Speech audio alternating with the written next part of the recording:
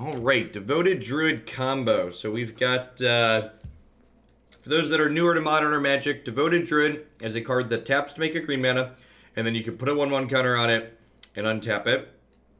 And then Vizier of Remedies here says if one or more minus counters will be put on your creatures, instead put that many -1 instead. So Devoted Druid alongside Vizier of Remedies allows you to make an unlimited amount of green mana, which is very nice.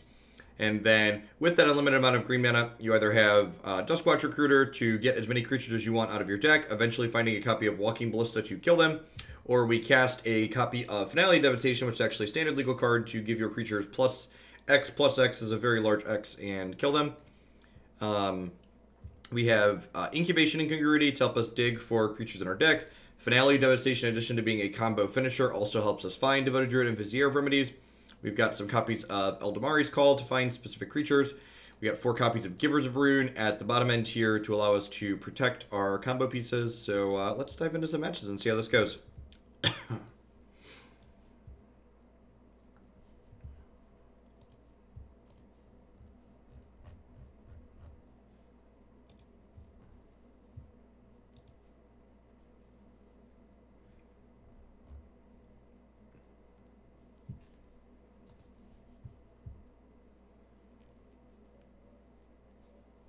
Have a good one, Divik. Catch you around later. We'll see how much clicking this is. This combo is a lot of clicking on Magic Online when your opponent doesn't concede. Pretty easy mulligan here. It's got both combo pieces, but it's only got 1 land, and it doesn't even have a payoff, so definitely not worth the risk. It's a good start to a Magic morning, huh? Welcome to Thunderdome. Enjoy your stay.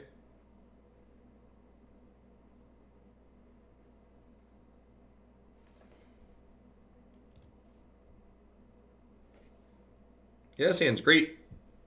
This hand's like really good. Throw back these 2. I forgot to update the stream decker. Yep, I'll do that. Good call. Morning, Admiral. So we just need a way to kill them now. We've got Giver of Runes on 1 here, which can protect my Devoted Druid. And a Devoted Druid Vizier here. Hey, Kino Shine.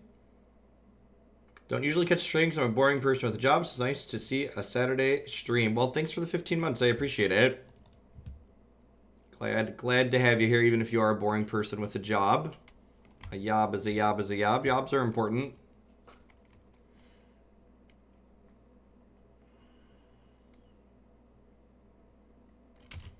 Poor Giver. So this is probably dead too, I'd assume. And then we're probably going to have a little bit of a hard time here. Burn. I would imagine Burn's a hard matchup. They have a lot of removal, and they tend to have a pretty quick clock. That being said, I do have running 2/1s here, so we got that going for us. Yeah, normally on weekends... Wait, what? Okay. That's an interesting one. So we have infinite green mana, but we can't cast another spell because of Aethersworn Canonist. Yeah, it could just be red-white hate bears. Red-white hate bear is probably a pretty good matchup for us as opposed to burn. Yeah, the number is gonna the number that'll be interesting to dictate is like once the open starts in an hour.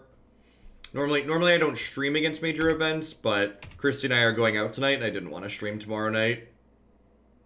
Because streaming Sunday night and then streaming again Monday morning is too much because I'm old these days.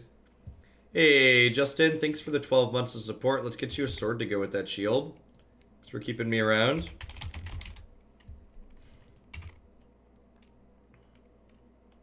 The Open's also standard, so we'll see. Modern fans will hopefully be here.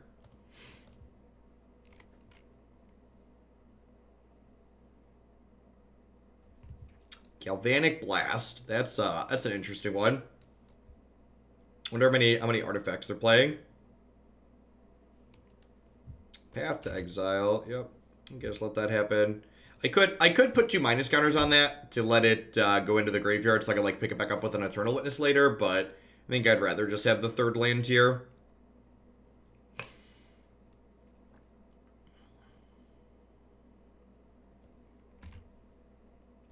That's a really sweet one for Galvanic Blast, right? So like gives them a bunch of artifacts. I think we're dead at this point. I'm gonna go ahead and pack it in.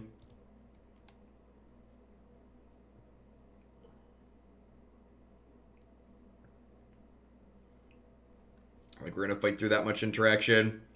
That wasn't too bad of a shot considering we mulliganed to 5 and they had triple removal. Alright, so Voice of Resurgence is a pretty good interactive card. Burrenton Forge-Tender protects us from their stuff. I was told by one of the people who sent me this deck list that Incubation Incongruity is a card that I want to cut in the fair matchup, so I'm going to go ahead and do that. Tocatli Honor Guard. Deputy of Detention, probably not very good against my opponent's deck full of removal spells. And Tocatli Honor Guard seems fine against Pia and Kieran Nalar. They might also have things like Restoration Angel and Flicker Wisp in their deck, and Tocatli Honor Guard shuts those off as well. I don't think I want Path to Exile on this matchup. They don't have like Tarmogoyf for any individually big creatures. Are they on Anger? They could be on Anger, and Burrenton Forge-Tender is good against that. They're a creature deck too, so it might not be Anger. I might also just want to board a Chameleon Colossus just because it's a 4/4. Usually, Vizier is another piece of filler that you trim. Let's try this. Hey, Tasty Wonton. Thanks for the 3/4 of your support. I appreciate that. Welcome. Thanks for keeping me around. Oh, I had the deck names in the wrong order. Let me fix that. Maybe I joined the queue in the wrong order. I don't actually know what's in the deck queue. I thought I was doing Devoted Druid first. Oh, they have the exact same number of points in the queue. That's why it didn't actually matter. Yeah, you're fine. We just started. I'm not up that early. I have kids, but I'm not quite up that early. Yeah, this is fine. I'm gonna go ahead and fetch basic forest on 1, play Birds of Paradise here. And it's a little mana heavy, but it's got a couple of Horizon Canopies in it. Our opponent's deck also has like a lot of removal spells in it, so like mulliganing aggressively against a deck full of removal spells, like not necessarily great. Maybe I'm supposed to bring in Collector Ouphe just because they have vials. Hey, MWLX, thank you for the 12 months of support. Let's get you a sword to go with that shield. Thanks for keeping me around.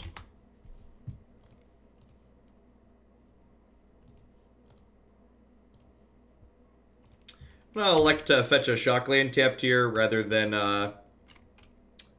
attack for 1 with Exalted. They're a deck that has Path to Exile, Ghost Quarter, maybe even Field of Ruin in it, so having extra basics in my deck to search up one from those effects is valuable. Dark Steel Citadel. Yeah, okay, we're gonna bring in Ouphe for the last one. A lot of miscellaneous artifacts we get to catch here. Would not be surprised if we see a path happen on this Giver of Runes during our upkeep. She is likely not long for this world. Morning Tempest.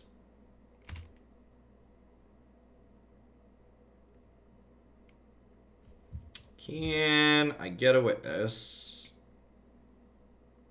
Canopy lands are great, chat. They're pretty far off of anything like Anger of the Gods, so I'm just going to go ahead and play this witness, pick this Horizon Canopy back up.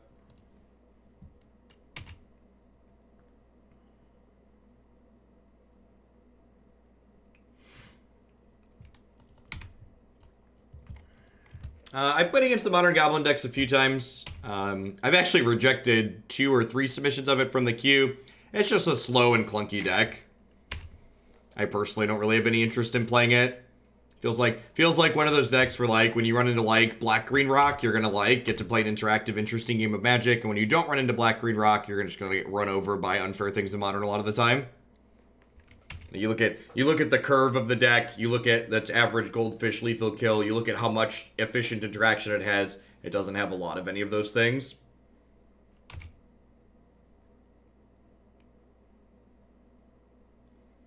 Double Giver is almost like Mother of Runes. Ghost Quarter, Darksteel Citadel as a build your own fetch land is adorable. We've not played against Ball Lightning Tribal. Ball Lightning Tribal is sweet though, and that's actually a deck that's in the deck queue. Because I like sweet things. These are a few of my favorite things. Hey, Tom. Morning. You just put a Graph Digger's Cage into the bin. Yikes. That's unfortunate.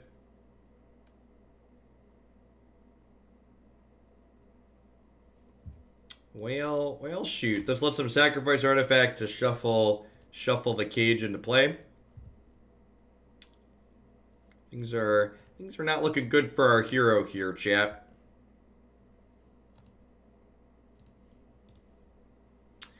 Put Second Giver and Forge-Tender into play here.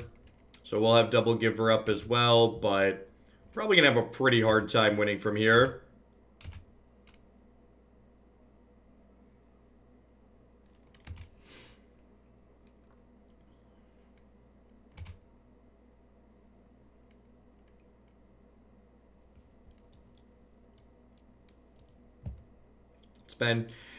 So far this is kind of in line with my experience playing this archetype in the past. Like, this archetype's very reasonable against other linear decks because its average goldfish turn is incredibly high when left undisrupted. But because this is a combo deck that depends entirely on creatures and is disrupted by like lightning bolts and galvanic blast, against anything even a little bit interactive, this archetype tends to leave a lot to be desired in my experience. Erebus, thank you for the 10 months of support. Good morning and welcome. Got a Sword of War in piece here. Goes +2/+2, pro red, pro white. When it deals damage to a player, they gain 1 life for each card in their hand, and we take damage for each card in our hand. Yeah, there's no Deckmaster for Magic Online.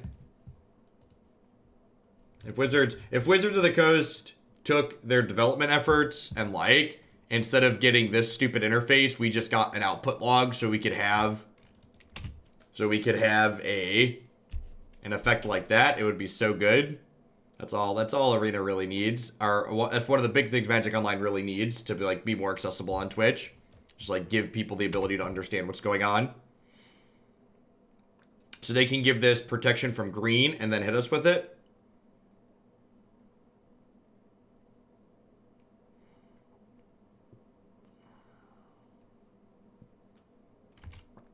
What's going on, Marty? Thanks for keeping me around. All right, well, you gave me the option to block, so I'm going to go ahead and block and then give this pro white.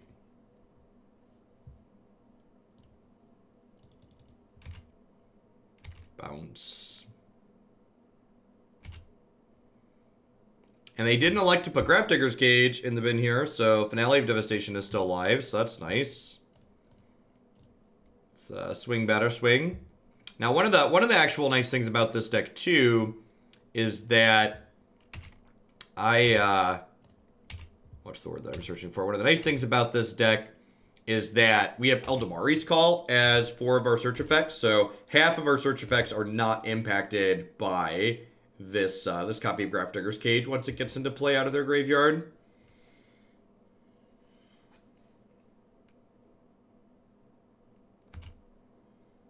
So I assume we'll see them swap this Aether Vial for the Grafdigger's Cage here.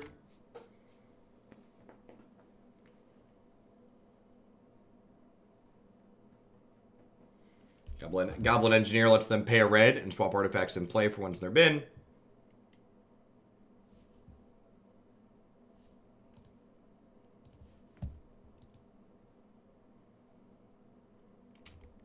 Morning, Jittadado. Morning, Anner. Is a spreadsheets morning.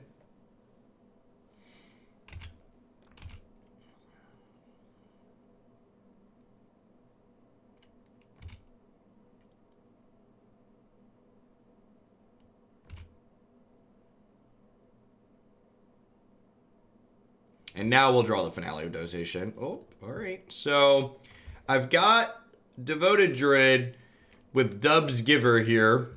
So, and I have Vizier of Remedies. So if we draw a Walking Ballista or a Finale of Devastation, our opponent is dead next turn. Because Finale doesn't need to get a creature out of the deck to give everything +X/+X. So with that draw, we suddenly have a bunch of outs to kill our opponent. So Eladamri's Call is lethal, Finale of Devastation is lethal, Walking Ballista is lethal, Shalai is lethal. Is that all our lethal draws? Shalai, Ballista, Finale, Call, Duskwatch Recruiter is lethal. So suddenly our deck is like 1/4 draws that kill them.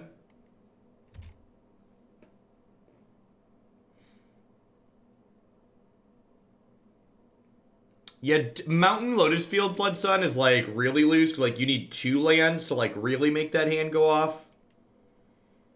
Yeah, one of your finest payoffs, please.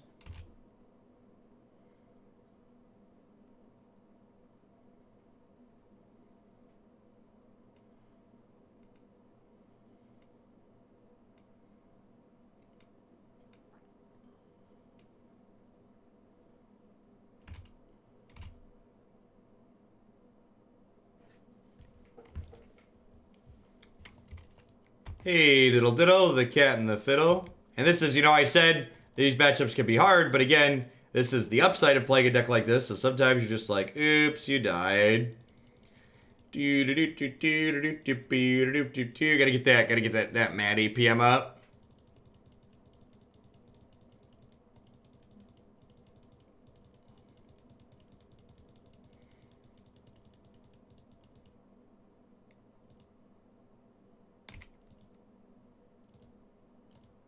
And that's enough, right? Get +X/+X.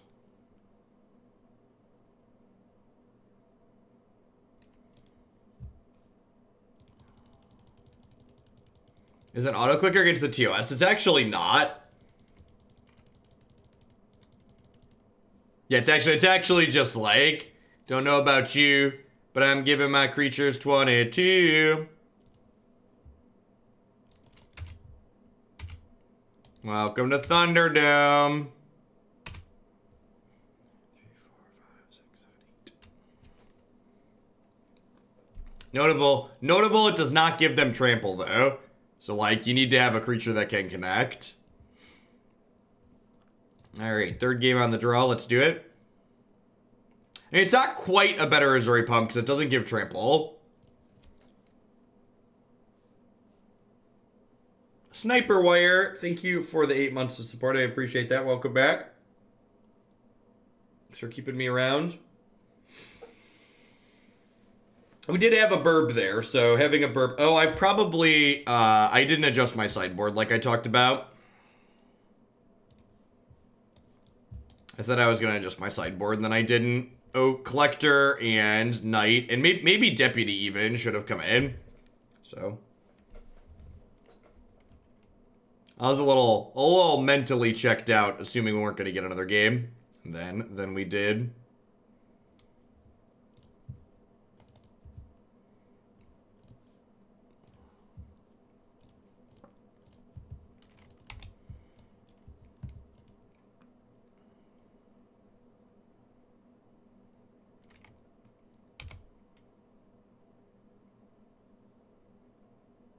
Oh, dang it.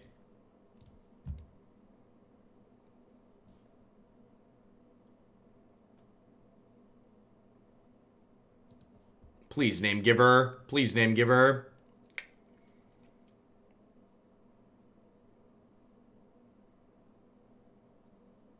And we're gonna lose now because I didn't because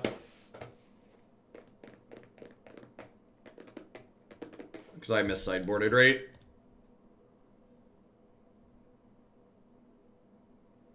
Yeah, we're gonna lose because I mis-sideboarded. All right, I'm gonna move along.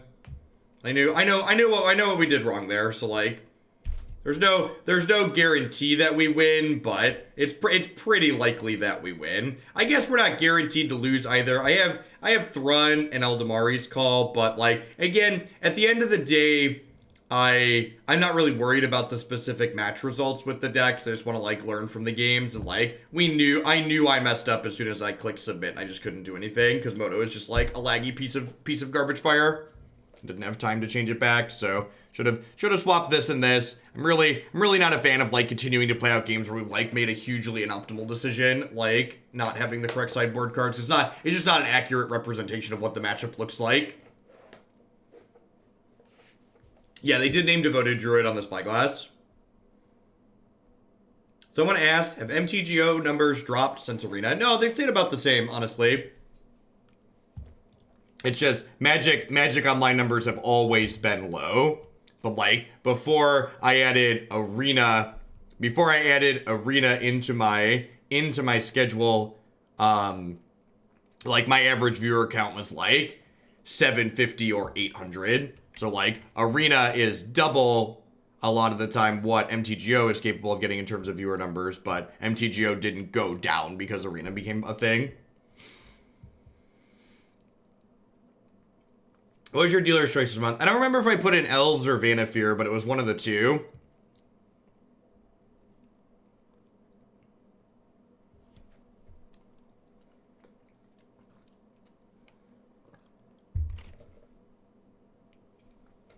This hand's okay. We would prefer that, like, this was a Devoted Druid as opposed to Vizier, but, like, that's probably a turn 4 kill. Which is, like, a little slow by modern standards, but it's definitely a keep. Turn 2's probably call for Druid.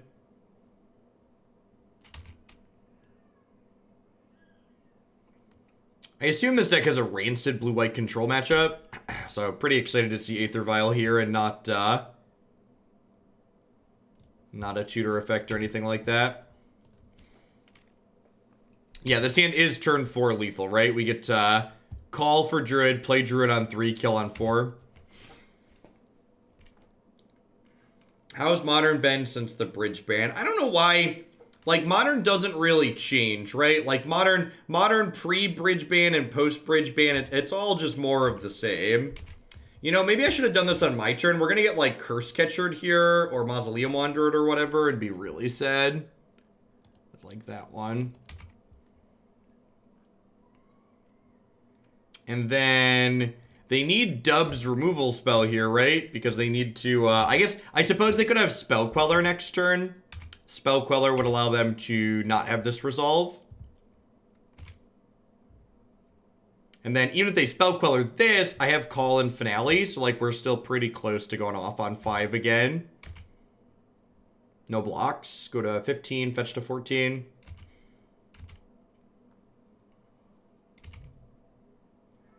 I have a Lord here. Yep. Confirmed playing Spirits. They could have been a Humans variation until they put this into play. Hopefully they cast a spell. Rats. Well, we are definitely in the market of going for it. So let's grab this and then untap and cast this Remedies.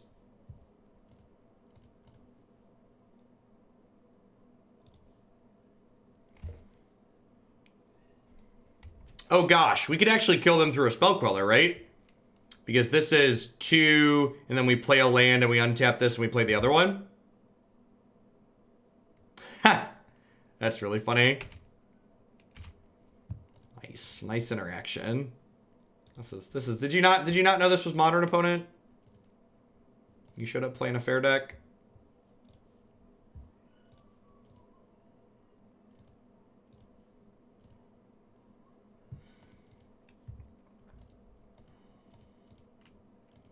Don't mind me. Just making some mana. Don't mind me. Hey, diddle diddle, Mixmaster Druid here. So, Giver of Runes gives protection. Giver of Runes gives protection from blue. So, I just need to pump this. I need to give it +18, +18, because that's got -1 power. There, if you hold down the the auto mana button, whatever it is, it lets you automatically make mana when you left click on it, which is nice. So we finale for a lot. It's still a lot of clicking, but it goes faster than not having that feature for sure. Search library.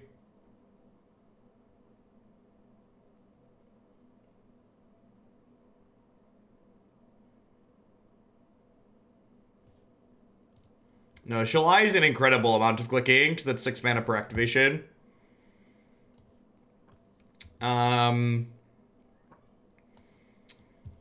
They're a Deputy of Detention deck as well, so I definitely want Tocatli Honor Guard.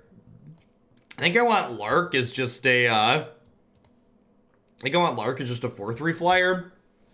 Path to Exile doesn't seem terrible here either. Unlocking my stuff from under Spell Queller seems appealing. This turns off Queller and their deputies. I think I still want to leave my deputy in, though. Do I want Voice of Resurgence in this matchup? I feel like I might. I don't know that I need Spellskite with Honor Guard and Giver of Runes. This might be unnecessary. It could also just be that Lark is too cute. 5 mana is a lot of mana.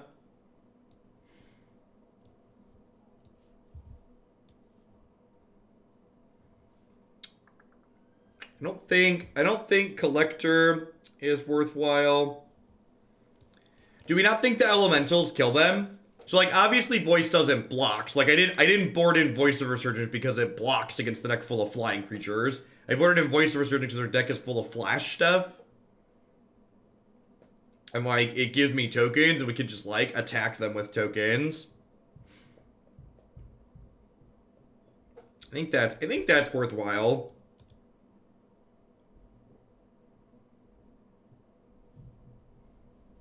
Would we rather have these two cards? I could also just leave Incubation in, that's true. Incubation's hits with 26 creatures are not stellar though. It's like I'm boarding in a bunch of Path to Exiles.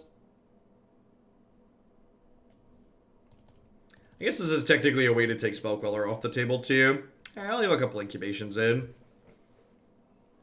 I was told by someone who's played this deck a lot that Incubation is your kind of go-to trim when you're boarding and stuff.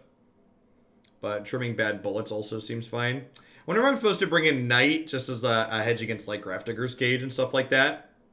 Random crap like Sorcerer's Spyglass. Yeah, it was Bob and Burgle. So we'll play Temple Garden here on one.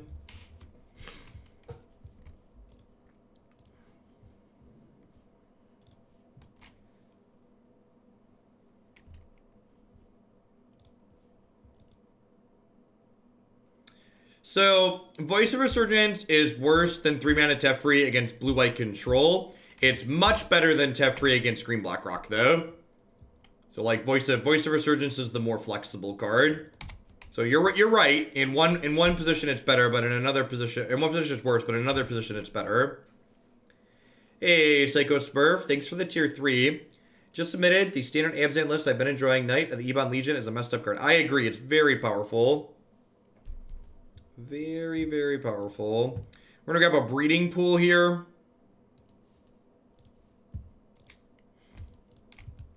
Because we drew our Deputy of Detention.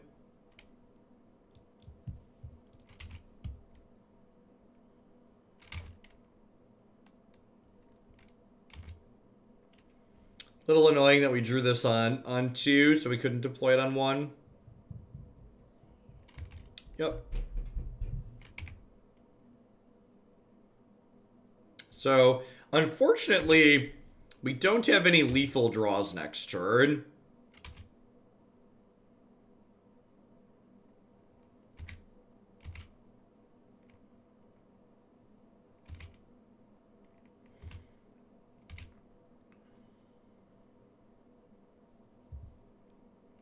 That is, that pushes us in a lethal direction, though.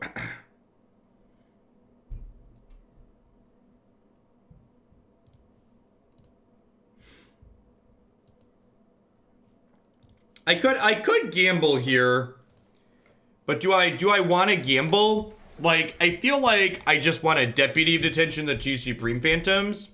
Is that crazy? Because, like, if I gamble and I miss, I'm taking a lot of damage.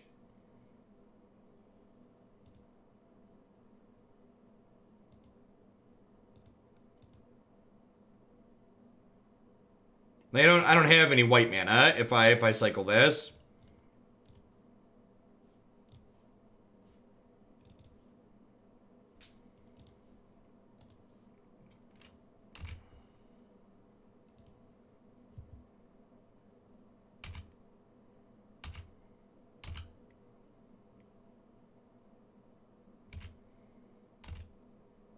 I think this is the conservative play. And as someone with more experience told me I'm supposed to, like, roll the dice here, I'd believe them, but I think we're just supposed to do this.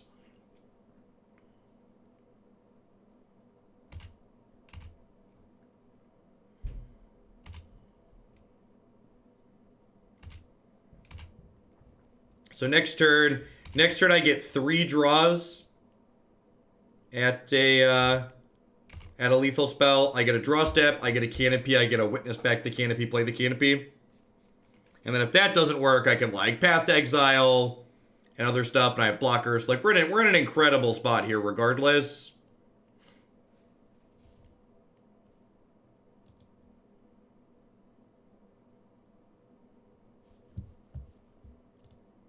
Yeah, we'd have just died to this if I'd have rolled the dice. Someone who's all about making them have it, that is not a position to make them have it, I don't think.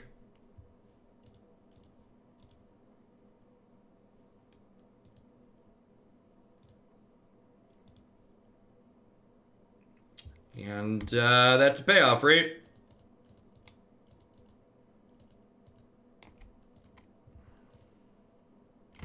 Alright, this one takes a little while, but they are dead.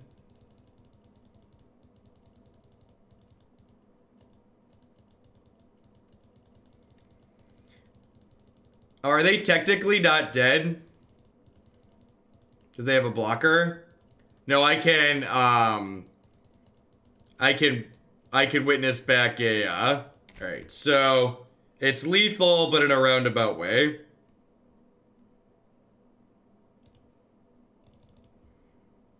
Because I haven't played a land yet. So we get the Horizon Canopy. Yes, and then the Horizon Canopy paths this.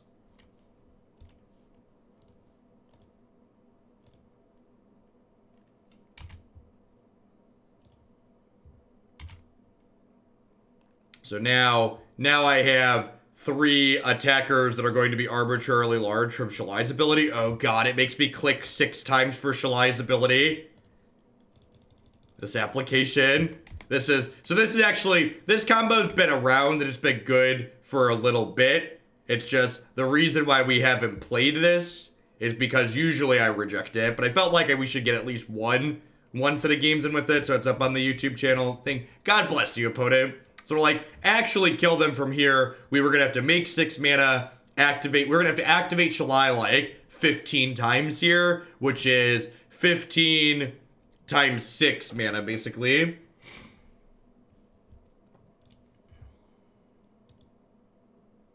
I agree. It's a very questionable deck to play on Magic Online. I think this deck's very good, but it's very tedious to play on Magic Online if your opponents aren't conceding. You just commented in chat for the first time, Burgos. I don't know if you're here for my spectacular failure in the first one. We probably could have won the first game, but I was pretty off it because I messed up my sideboarding for game 3. We lost to me in game 1.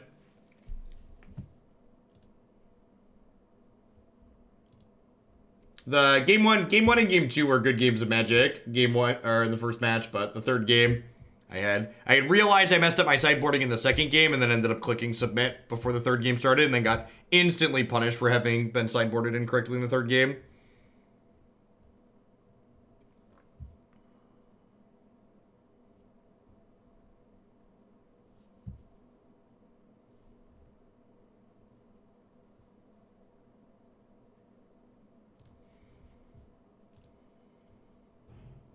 Hey, me. Thanks for the 7 months. I appreciate that. Welcome. Thanks for keeping me around.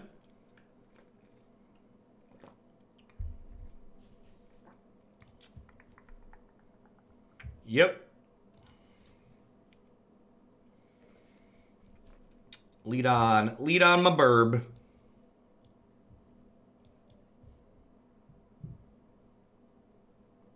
They didn't have a hand, BJ Roth. So what I had there was in fact guaranteed to be lethal. What do you think about Flame of Keld in the Cavoclade deck? It's probably fine. I don't know. I ask, is it better than just playing Experimental Frenzy? It's probably not. I guess Flame of Keld technically synergizes really well. Flame of Keld technically synergizes really well alongside Cavoclade specifically, which is nice.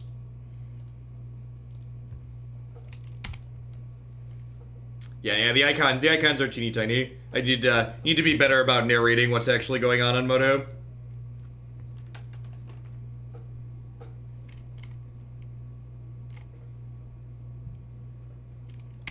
Happy Saturday, folks. Welcome to the weekend. So we get to just go like Dork Vizier here, which is nice.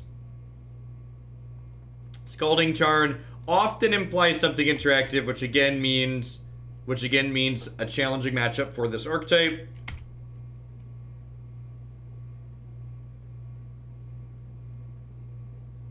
We'd love to. We technically have the combo over the course of the next 2 turns, but good chance like some kind of bolt or something interacts with us. We consider just finaleing for a giver. That's fair. This outcome is pretty similar though here though, Burgle, right? Like if I finale for giver there, it just gets path.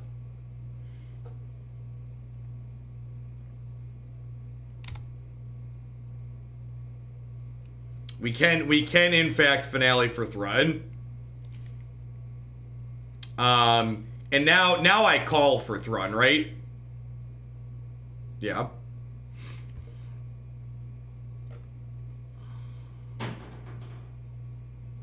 Oh, you got a counterspell, opponent. You got a counterspell over there. But whoever named this card had never spent any time in Twitch chat. Although circa Mirrodin besieged, there probably wasn't a whole lot of Twitch chat going on, huh? I had kind of a bad afternoon yesterday in general, so I tilted off a bit at the end of the Flash video, but the Flash deck in and of itself felt really sweet. No Aether Gust.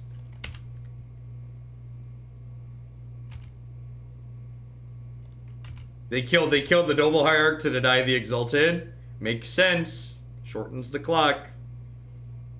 Do I want to finale for a 2-drop here? Probably.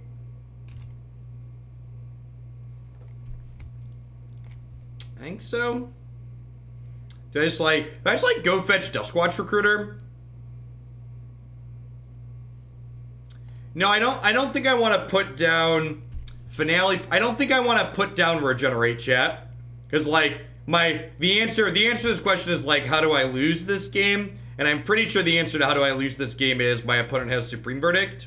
They could have Wrath of God here, obviously, too, but they could have Supreme Verdict. I need to go get Scavenging Ooze, too. I'm gonna go get Skews. That sounds fine. Scavenging Ooze sounds wonderful, actually.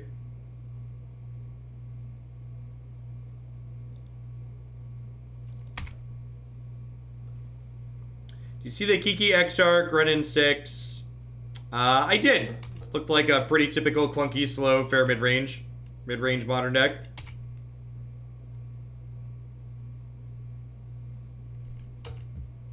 Alright, well, I mean, that Path to Exile implies they don't have a Wog in their hand, right? Because if they had a Wog, they wouldn't bother pathing the Skews.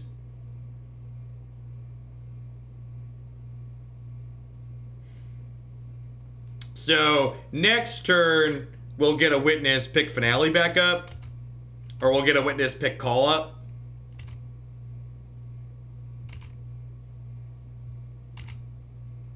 Okay, how cryptic are we feeling today, opponent? It's been a while since I've just, like, had Thrun barrel down on a blue-white opponent. For a while, this card was really bad because people had elected to start playing Terminus, but with a lot of people playing Supreme Verdict as their sweeper of choice, this card is excellent. Alright, so I'm just gonna go get a free Witness, basically. They targeted Helix, but like if they want to Helix my Witness that like gets me a call, that's fine. The fact that this card gets things out of the graveyard seems really good in these grindy matchups. And I think I'd rather pick Call back up for now. Because I have a second Witness in my deck, so picking Call back up seems fine. Why should I get Finale instead of Call? Are we expecting, like, main deck Dispel?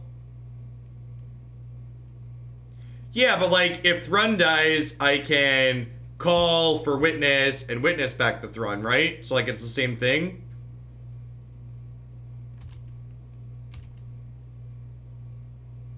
Like, ultimately, I want a Finale in my hand in case this Thrun thing goes sideways, but, like, Thrun just, like, trucking along here. Trucking along. Alright, so they can't kill the Thrun here now, so I'm gonna go ahead and cast Call in response. Maybe I should not do this, and I wanna play around, like, Mana Leak and Logic Knot. They have Spell Pierce in their deck. Alright, it's a good one to know about. Call cost... I mean, Call theoretically costs the same as Finale. From a theory perspective, they're the same mana cost. Wow, they didn't draw a card with that. That's interesting. It's a Finale of Devastation. Do I just go get an Eternal Witness and kill this? Nah, I'm just gonna go get an Eternal Witness. Just put another Witness back on the table. I'm not playing around the second. I'm not playing around the second Spell Pierce. I could Finale for Hierarch. That is actually a line. That is actually a line. I'm gonna go ahead and take the time to kill the Teferi. Because it threatens to draw cards. The static text on it, like, isn't super relevant, but, like, threatening to draw cards is annoying. I prefer to cut them off of that.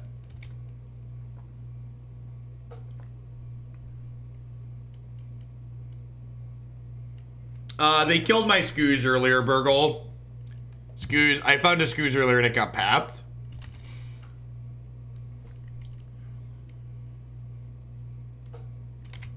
That was one of my earlier ideas. So I'm gonna go ahead and send Eternal Witness at Teferi here. If they kill it, that's fine. Thrun can just attack it next turn, but there's a chance I don't have to deal a full 4 attack to Teferi, which is nice. Do I need to get another Eternal Witness, or just kind of hang tight? I'm just gonna, like, play this Giver of Runes and hang tight. This main deck Thrun is clutch, Burgle. I like cards that make Celestial Colonnade players sad. They're my favorite. Haskow, thank you for the very generous tier 2 resub. Be sure to take a peek at my deck queue. Tier 2 subs support me a little bit extra, so they get to bump a deck in the queue every month when they re-up. Welcome back. Well, like, the finale can get an Eternal Witness, which gets the Finale back, so, like, I could cast the Finale as a free roll. So, I think I actually just attack for 7 here, and just, like, put them dead next turn. Do I get a Shalai to play around Settle? That's actually not a terrible idea. I might do that next turn. Just upgraded to a tier 2 in celebration of a new job offer I got. Thanks for all the entertainment while I was looking. Hey, congrats, Haskow. And thanks for the support. Let's get you a sword to go with that shield. Thrun. Thrun, the last Celestial Colonnade killer. Where's your terminus now, opponent? Alright, so this is definitely a Voice of Resurgence matchup. It's an Incubation, Incongruity out matchup. Lark can come in. Honestly, Chameleon Colossus probably comes in. Forge-Tender seems fine. They could be an Anger deck post-board. Knight of Autumn's probably not terrible. Teaglesworth is probably fine, right? Like, they certainly have 4 and 5 mana Planeswalkers. They probably have Wrath of Gods. I don't think Eidolon of Rhetoric is likely good enough here. This seems reasonable. I think I like what's going on here.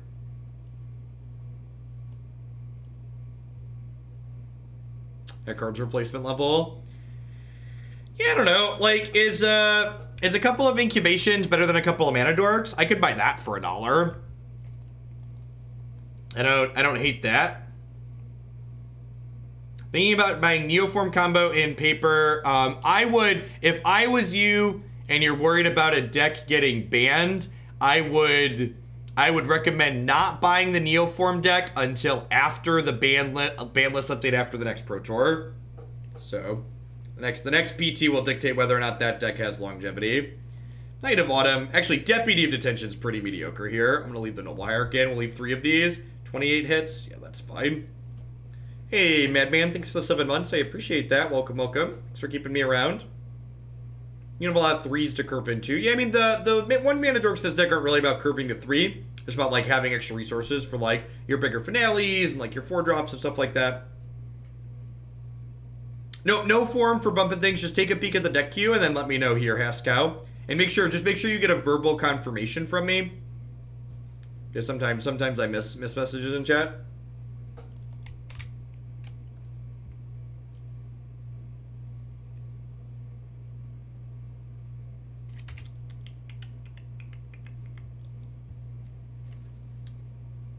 This hand's, like, not great, but, like, the opponent's deck has so much interaction in it that I think keeping a hand like this is probably fine. And that was a great draw.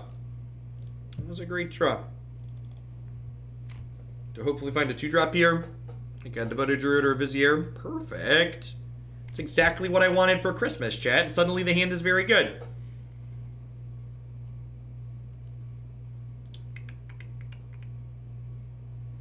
Now, I assume on a 1 to dead scale, this Devoted Druid's lifespan is not looking particularly stellar, but we're definitely just, like, here to run things under the bus. Yeah, exactly. Everybody dies at some point.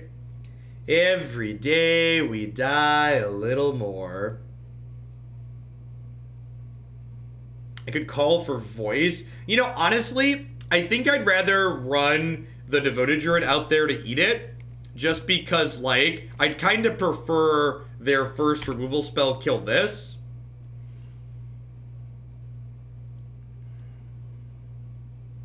Rather than... What, Narset? Oh no. Oh no. Oh no. Oh no. Oh no, I didn't play my fetch land. I didn't know I was playing around Ashiok Dreamrender. Oh no! Oh no! Burgle, I can't fetch with this. I can't fetch. Yeah, the Jeskai deck that we're gonna get back to playing. I've got two Dreamrenders in the sideboard of my deck that I've been playing.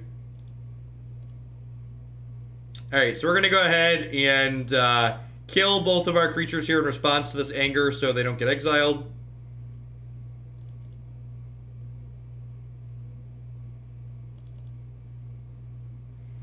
The Pizza Leagues! Thank you for the 16-month resub. I appreciate that. Welcome back. Thanks for keeping me around.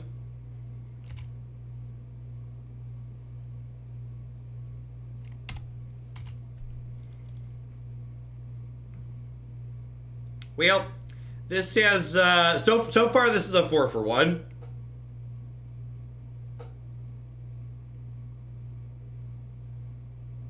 So far, this is a 4-for-1. Alright, little Knight of Autumn. I believe in you and your Ashiok killing capabilities. You, me, and Mr. McGee, let's do it. Let's get him. We're gonna ride right off into the sunset together and kill this Ashiok.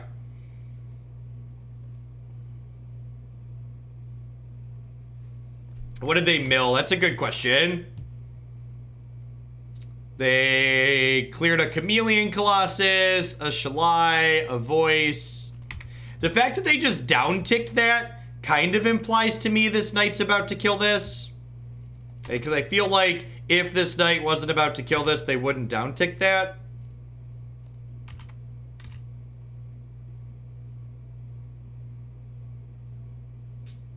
Really? Okay.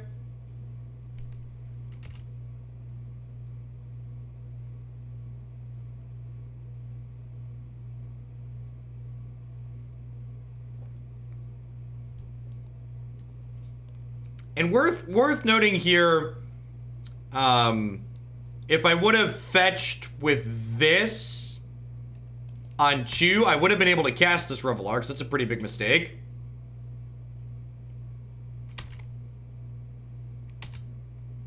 I update the list whenever I feel like they need updating. A lot of people put far too much overemphasis into what things they feel need to change right away. I still think the Terminus build of blue-white control is plenty good. Think all of the card choices in that deck list are still very reasonable. When that deck was playing Terminus, most other people already were not playing Terminus. I think Terminus is very good, and I think if you're playing a blue-white control deck in Modern, you wouldn't catch me not playing Terminus.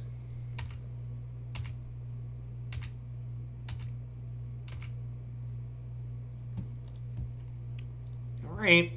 It's a good rip.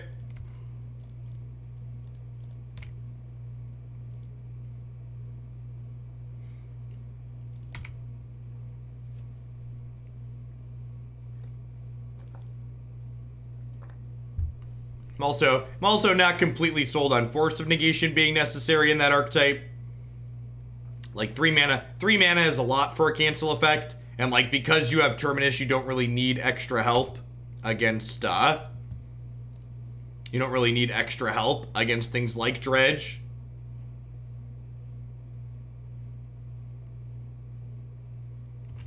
I wonder if they realized that I was gonna get Knight back here. But Neoform.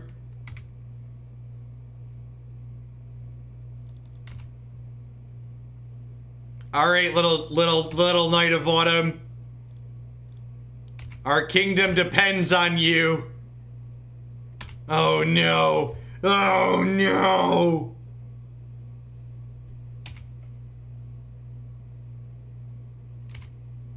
Really glad we made this a 4-3.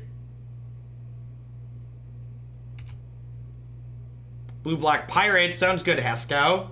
Thanks for the support. I appreciate that.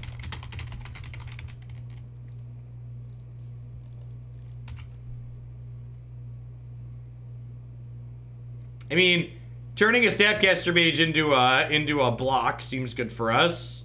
Let's go ahead and cycle this.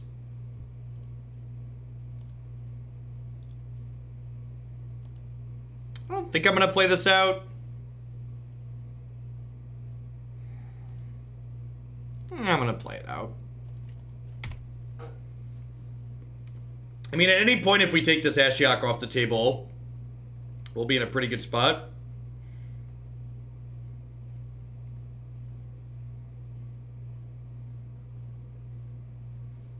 Ranger Captain Eos. I don't think that card does what you think it does. Either that or I'm confusing it with something else.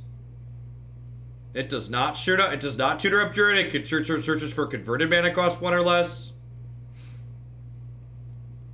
Oh, they're Jeskai Saheeli. That's interesting. Okay. Super happy I made this a 4-3 now.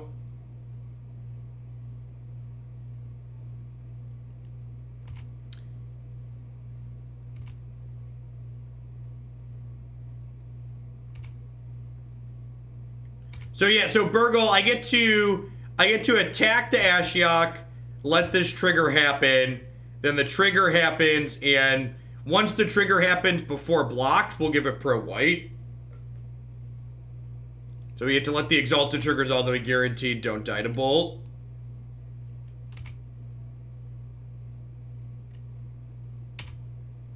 Alright, so now what am I doing about this is the question, because I'd prefer not to get comboed next turn.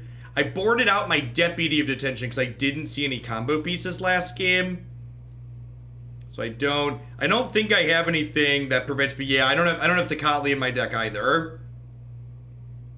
Yeah, we know now. So like, I think I'm just getting Thrun, right? Like I don't think I have anything to play around this at this point.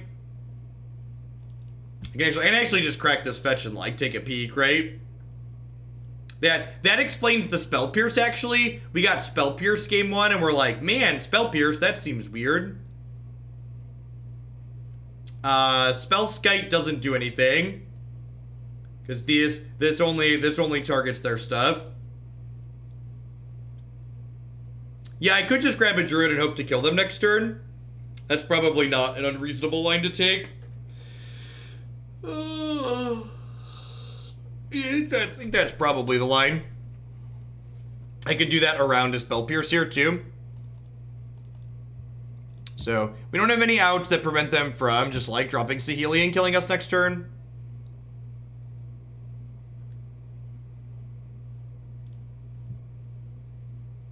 So we'll just do our thing and say, hey, you kill me or I'll kill you.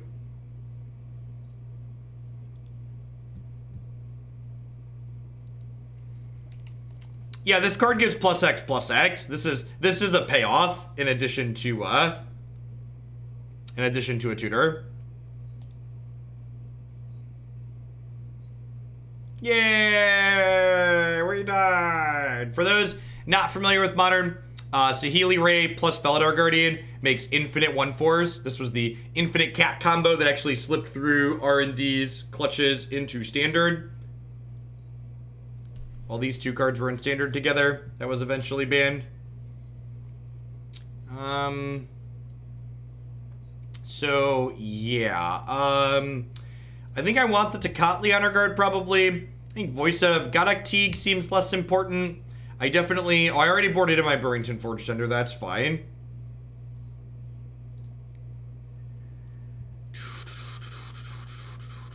Yeah, I think Teeg's less important. Honestly, Voice probably isn't very important either, huh? Is it crazy to have Deputy of Detention and Tocatli on our guard in my deck at the same time? Yeah, I guess Path or Extra Combo, that's probably better. I'd probably rather have Spellskite Tocatli. This doesn't seem very relevant. I know it's like fine for attacking there. Yeah, Incubation, Incongruity interacts with them too. What do we think of this? This seems fine to me.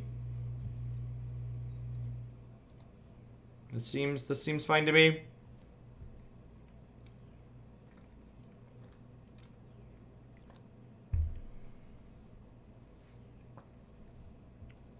This is only 25 creatures. That's kind of low for incubation hits.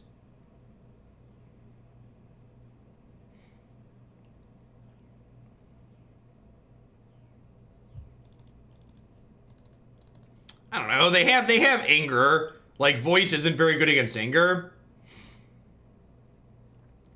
We'll see. I've got Forge-Tender too to like hold the bar against that. I don't know. I think if we don't die to their combo, we're probably in a pretty good spot. Like that last game, even if we can't combo kill them, if they don't have a way to actually end the game, we're just gonna grind them into the ground. Like, the fact that they have 2 angers kind of likely implies that they don't have Wrath of God. So like, if they're not comboing us, they're never beating a copy of Thrun. So like, putting cards into play that say, hey, we're not gonna die to your combo seems like very reasonable.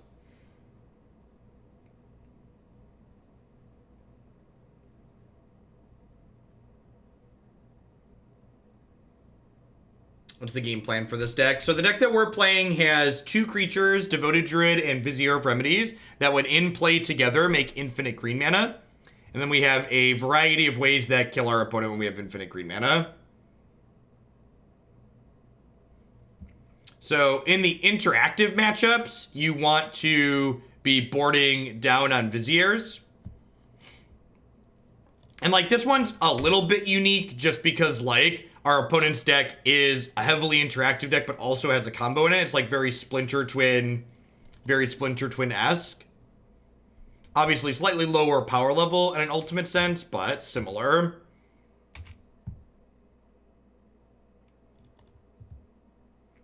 We'd love to draw a land here so I can call for Druid and play it.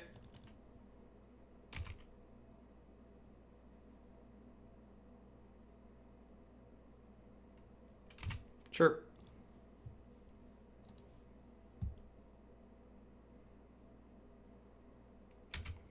Okie doke.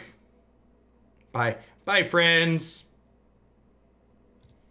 And now we'll get a Thrun.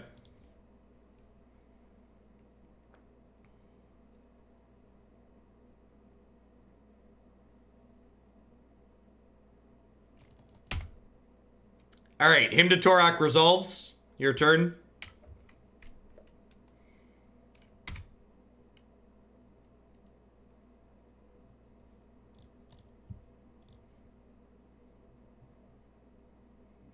Do I wait to play this Recruiter for when I can activate it in the same turn? I think I do.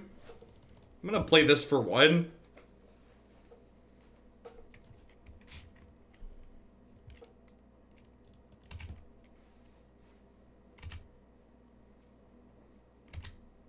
Yeah, I think so, Stucat. Kiki being triple red and 5 mana is pretty prohibitive. And like, Saheeli does things like copy Snapcaster Mages and Wall of Omens even when you're not comboing with it, which gives it a little bit higher floor. Like they're both combos that lose to Lightning Bolt. And again, gonna go ahead and kill both of my creatures with their activated abilities here. Not only so I can deal a damage with the Ballista, but also so the Devoted Druid is just in my bin for Reveillark later.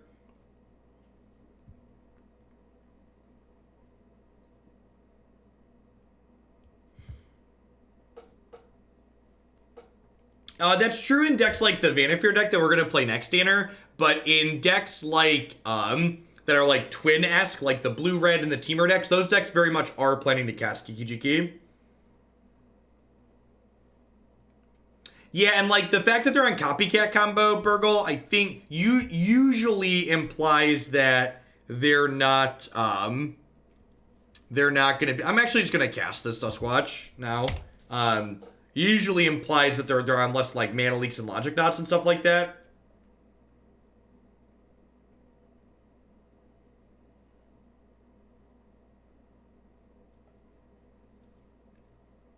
Honor Guard here cuts off their Snapcaster Mages, which is sweet. You have Second Anger. Yeah, that feels really bad. Because casting the second Duskwatch there is good because we can get it back with Lark if they kill it. But second Anger makes that rough. So, a little bit of regret there. Did I put a blue card in my deck? Yeah, I have the Incongruity half of this. So I'm gonna go ahead and fetch the Breeding Pool here, just so I can cast that if it comes up. I'm gonna go ahead and put the Lark into play. I don't have anything too great to get out of the benefit dies, but they're on 1 card, and I do get a Noble Hierarch and a Devoted Druid back if it bites it.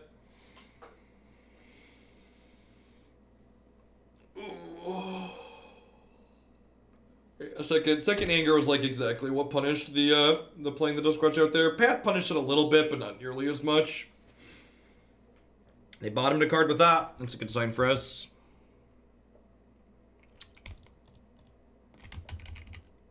I'm going to play around Settle the Wreckage and cast this pre-combat. It's a little bit worse against Cryptic Command, but I think a lot of the cat combo versions don't play Cryptic. We're 1 land away from activating Voice of Plenty here.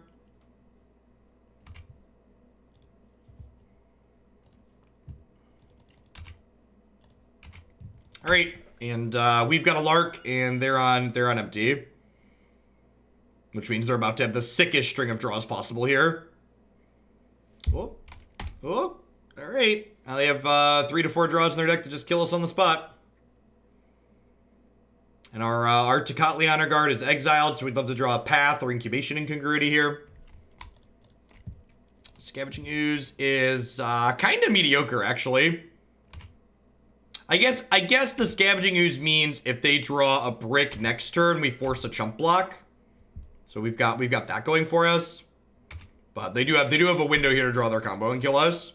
That's just like, you know, how a lot of games in Modern go. There's often that 1 to 2 turn window where you're like, well, I've got them, unless they hit their thing and you just gotta like clench and like hope to get there. So if this is a brick, we're in a good spot. That's true. Scooz does cut Snapcaster from being a redraw, which is nice.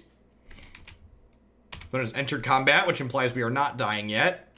I'm not dead yet. I'm not dead yet.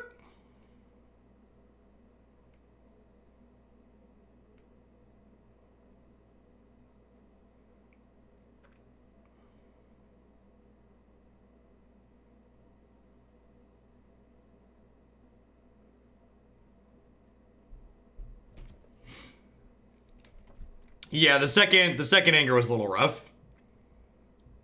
Can I get a witness?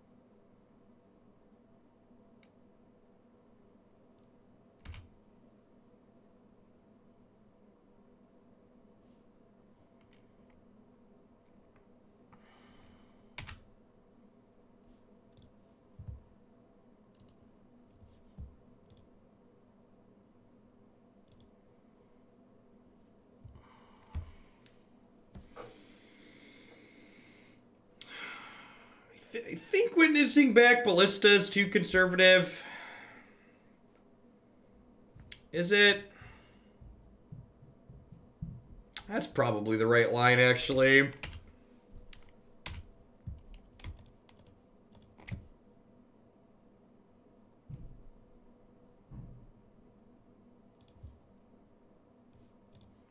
The problem is that if they hit a Snapcaster Mage, this goes sideways.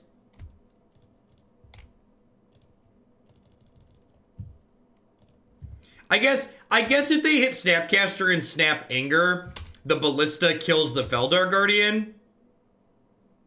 I think this is fine. So I think if they rip Snapcaster Mage, boards are just empty and they're at 4, and we've got a lot of live draws from that point.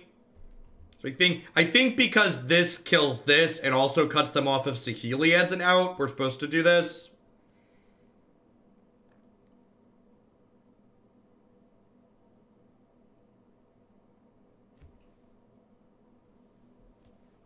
I'm pretty confident that this is the right line here. Seems pretty reasonable. No, I think witness Ballista and don't cast it is just like giving them a chance to kill us unnecessarily.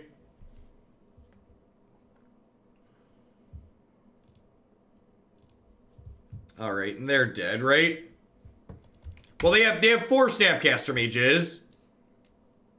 So we're not technically playing around Anger, we're playing around Snapcaster Mage. And then they're just dead here, right? They block 1, I put a counter on this, I shoot them twice.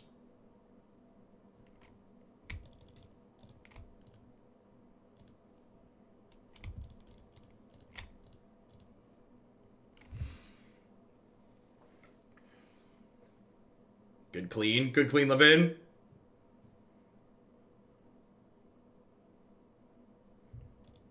Morning, Jin. All right, 2 and 1 with the one being a pretty big mistake.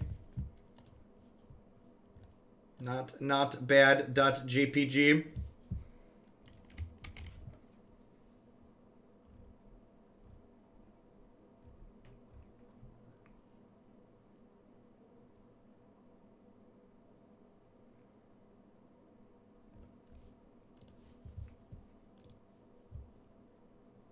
We died to me. We died to me sideboarding improperly and then conceding game 3 because I was sideboarded improperly.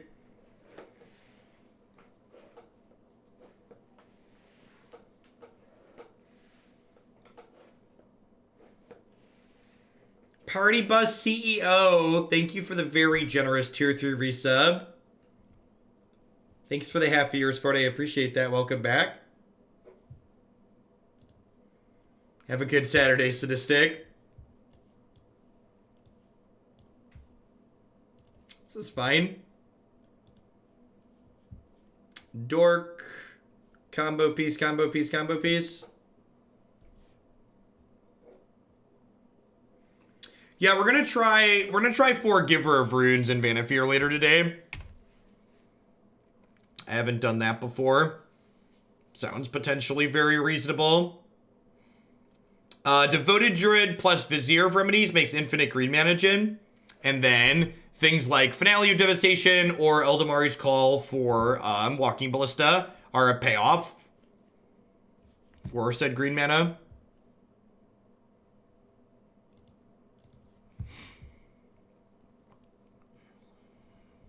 They took my Dorcas. Rude.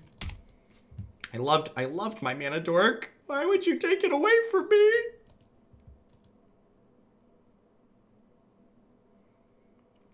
Smells like Thopter Sword.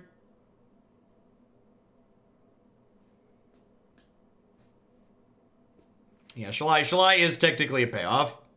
It's the worst of the payoffs though, because it requires the most clicking. Ain't nobody got time for that. Is Thopter Sword Esper? Maybe. Could be Esper Mentor, yep.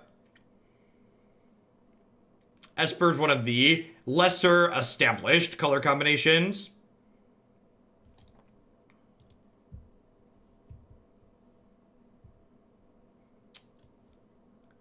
Am I just getting a Thrun here?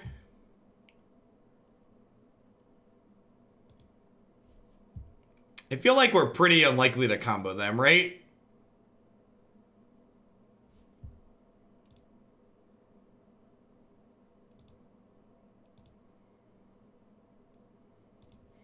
Nestle, thank you for the 2-month resub. I appreciate that. Welcome back. Thanks for keeping me around.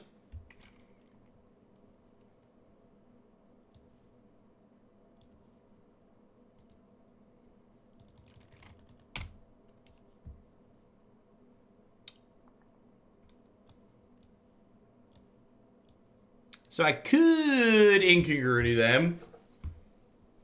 I don't think I want to do that though. I think I'm just gonna like play Vizier, play land pass.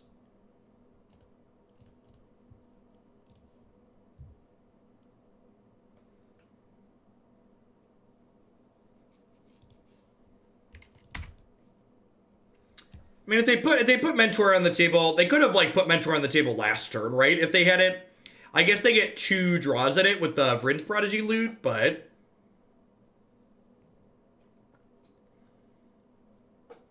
I mean, like they guaranteed have it, Nifty. They have an Inquisition here that they're gonna get to flash back. They could loot it and unearth it. It's a pretty worst case scenario you got there, Burgle. Yeah, it smells to me like they don't have it yet. If they are playing that. PCH, thanks for the tip. Hope you're having a good Saturday.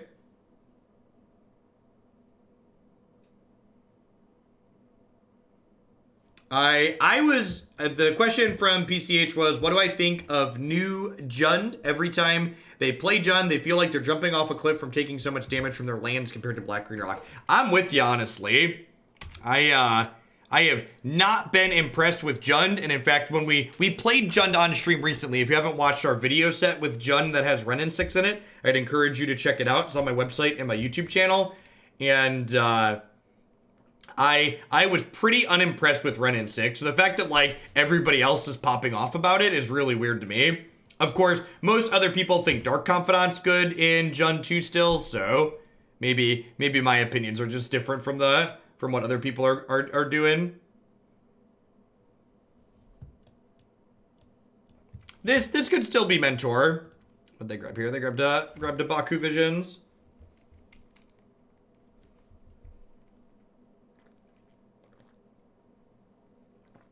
Like I don't understand like what problem Jund had that was being solved by that card really.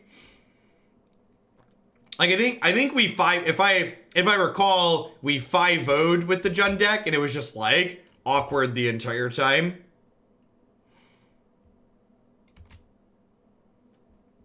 Yeah, I think so. I think a lot of, and I think that's a lot of like why people are playing Dark Confidant and Jund 2. They just like really want to play the card.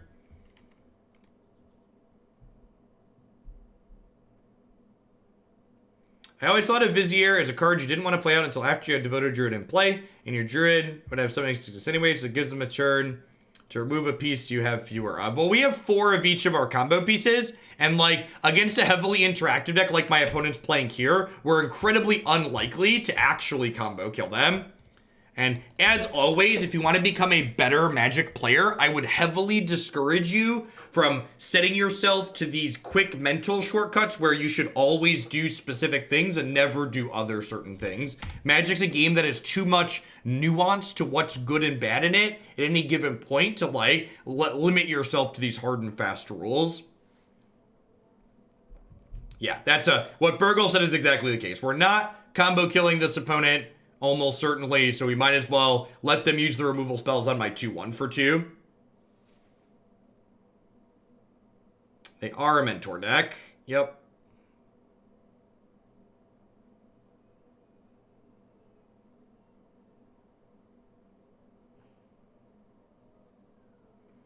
That's a pretty reasonable pickup.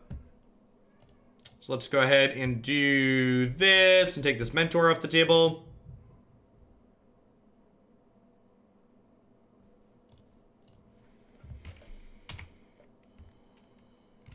Yeah, I was gonna hold up this incubation for that, but like we didn't have they have Force of Negation. So Force of Negation only counters non-creature spells, so Deputy of Detention gets to come down here and just get them.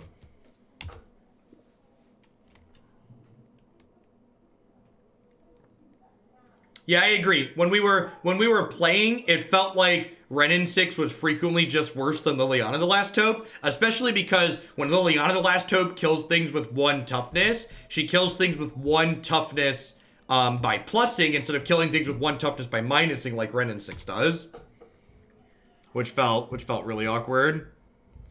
Alright, so I wouldn't be surprised if this Deputy eats it here. That being said, I am going to split this attack up and send Deputy at Narset and send Thrun at their face. Just a chance to take the Narset off the table. Guess they have some random effect that like gets rewarded for having a Planeswalker in play.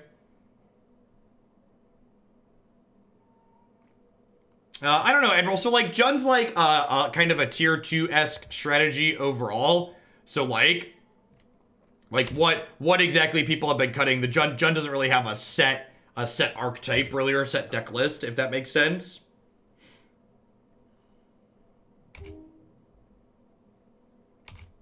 Yeah, definitely don't want a Horizon Canopy on our turn while Narset's in play. That would be a recipe for sad.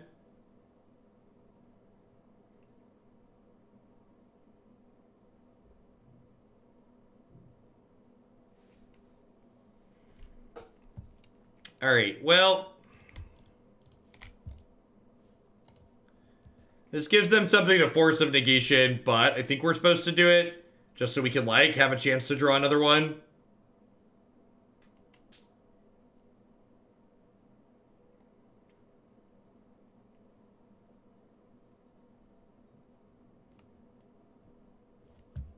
And like I said, this is, again, exactly the type of matchup you don't really want to be playing with a deck like this. We tend to be less than stellar against decks that are very heavily interactive just because our combo is fully creature-based. These decks have lots of ways to interact with creatures. Oh, yeah, that's true. Inquisition misses that, right? The CMC is the sum total in the hand. So I did not have to play into that there. Thanks for the reminder. Thanks for the tier 1 resub, Dougie. I appreciate that. Welcome back.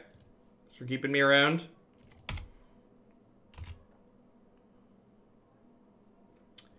Alright, so Witness can get back Finale.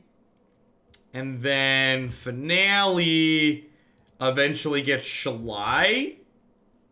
Is that the direction we want to go in? I guess I could also just Finale for Druid here and hope they don't have a removal spell. Yeah, maybe that's the line. Yeah, I'm gonna do that. I'm gonna Finale for a Druid. And I think we're getting to the point where we're just like hoping they don't have it. They're down to 3 cards. Yeah, I think I want a Finale for a Druid with the second piece in my hand.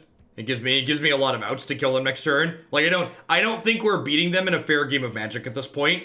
So I think hoping to punk them is the line basically. I mean, trying to kill this Monastery Mentor with a Walking Ballista is a tough sell at this point. And like, even if we do, we're probably trading the Ballista for it. So again, I think we've reached the portion of the game where like I'm trying to punk them out, as opposed to like trying to grind fairly.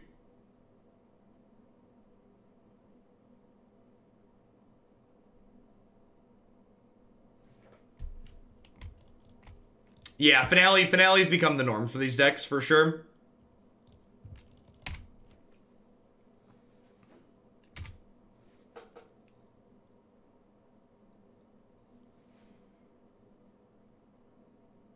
Now, they're trying to draw interaction, and we're trying to draw cards that are lethal.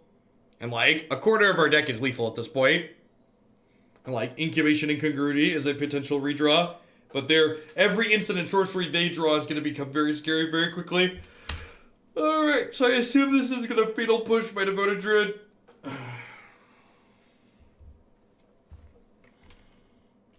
I actually don't think... Why not attack with Thrun that turn? Why should I attack with Thrun that turn? Why do you think attacking with Thrun is a good idea? Instead of me telling you you're wrong, tell me why you're right.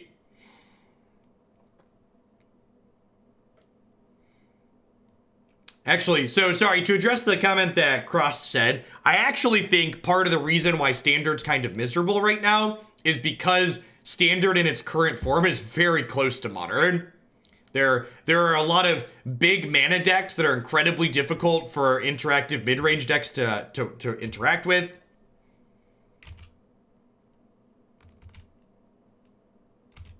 It's very hard for them to kill me. I don't think that's true at all. I think if I attack with Thrun, a single spell lets them attack me for like 10 points of damage, and that's not an attack I can really afford to take.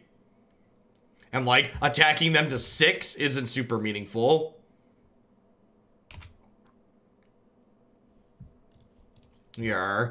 Every turn we draw a blank, we're more and more likely to lose here. So, opponent is pretty incredibly favored from this position. Sorry, we'd be attacking them for 5, but that's still not very meaningful. Yeah, I'm gonna go and pack it in at that one. Yeah, we fell away from like attacking with Thrun being a reasonable play. In fact, this is, and that one of the reasons I'd actually venture to guess this is probably one of our hardest possible matchups, because this is a fair interactive matchup where Thrun the Last Troll is just not good. Is a big deal.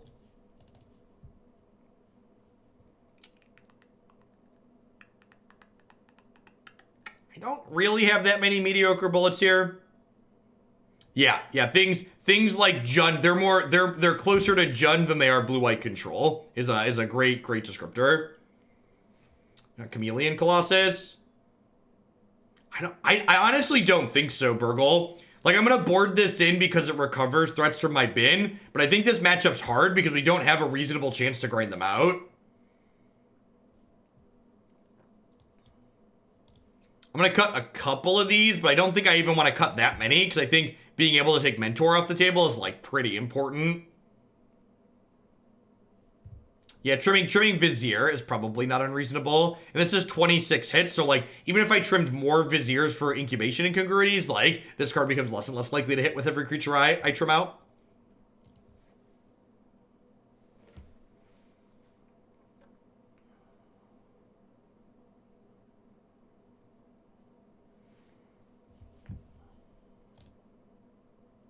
Yeah, Ren 6 is like doing stuff, but like the stuff that it's doing is just like not felt worth a card slot in my experience.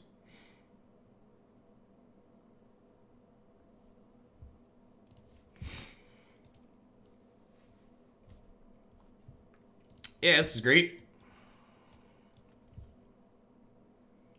And again, like, playing against fair decks in Modern is a tough experience because, like, everybody has 1 mana thought erasure, right? Just like, my opening hand looks great, but my opening hand's about to be drastically different as my opponent punches me in the face repeatedly with Inquisitions and Thoughtseizes.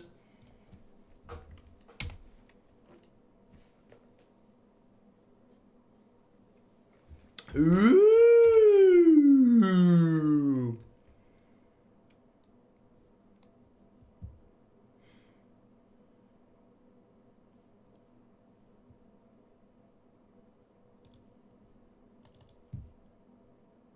It's like, that's exciting, chat. It's exciting.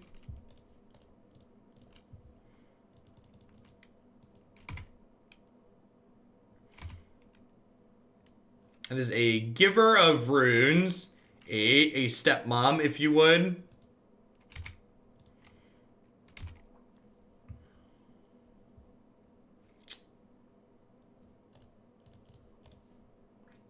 This sets me up for lethal next turn, right?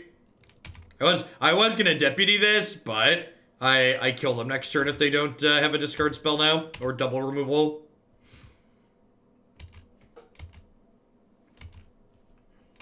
Voice is a card that's very good against Jund, and it's reasonable against blue-white control.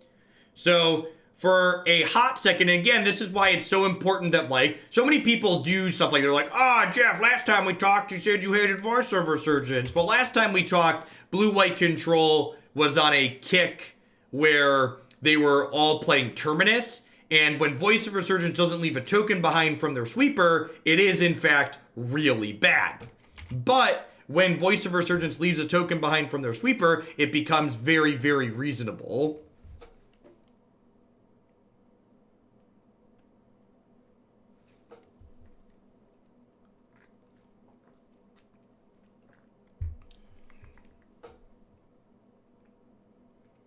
Okay, they took my witness.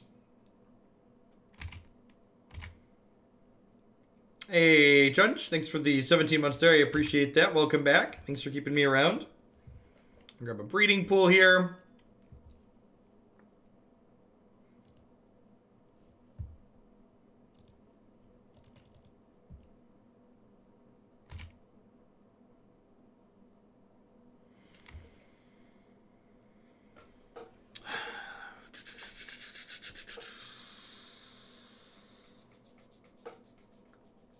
Hey, PCH, thanks for the tip.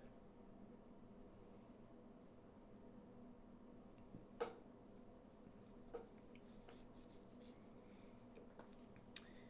have another question about green-black. I have 2 slots in my sideboard against blue-white decks, plus 2 brutalities. In your opinion, what's better, Thrun or Choke? I think Thrun's probably better. I like being proactive. I'm also a big fan of Nissa Vital Force.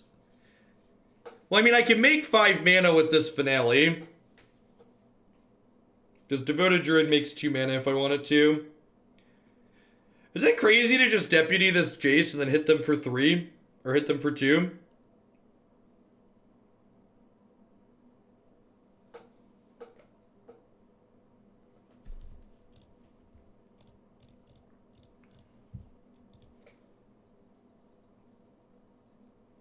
How do we kill them, Oucho? Please explain how we kill them, because you think that's possible.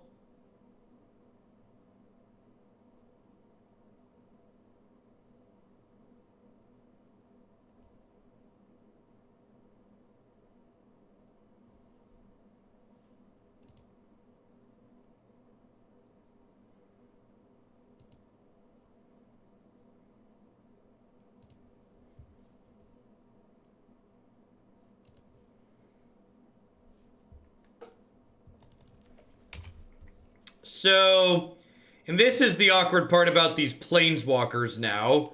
So, they get to flip this Jace and have it no longer be targeted by Deputy. I get to attack the Jace for 2 with the Voice, but we're still not in a great spot. Yeah, Step Bomb does not protect itself. It's a much, much better design than Mother of Runes. If they have a sweeper next turn, I'm probably... Yeah, I guess we're not just dead. I say probably concede, but that's not strictly true. Thank goodness that card's not a human, huh?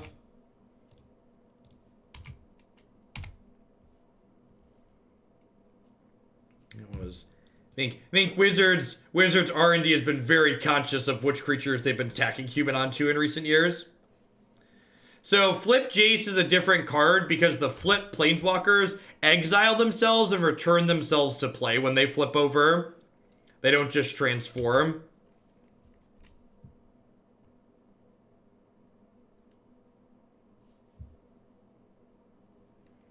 Alright, assuming they don't have Force of Negation blue card as their last 2 cards, we've got a variety of draws that kill them here. So transforming doesn't make it a different card, but exiling it and returning it to play makes it a different card. That was one of our lethal draws.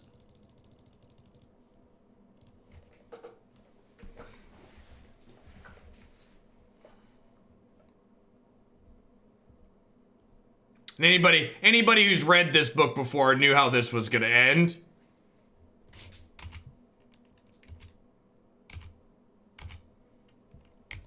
Welcome to Legacy. Enjoy your stay.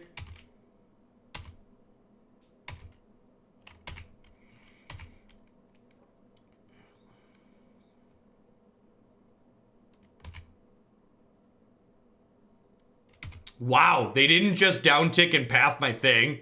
That's so good for us. Oh, they're not casting a spell. Got it.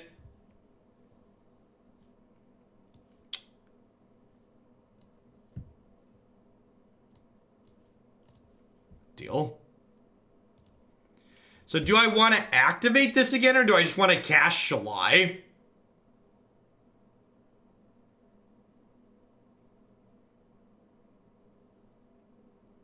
I think I just want to cast Shalai here.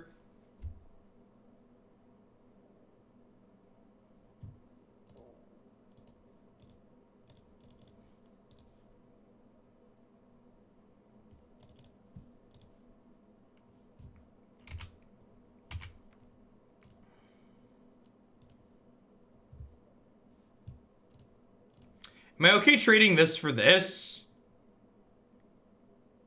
I'm not okay trading this for these 2, though.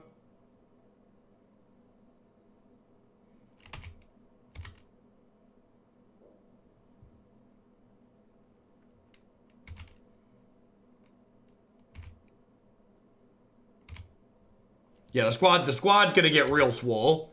And by that, I mean my opponent's Jace is gonna flash back a path on this Shalai. But that's fine. We're still in a pretty okay spot with the Duskwatch Recruiter.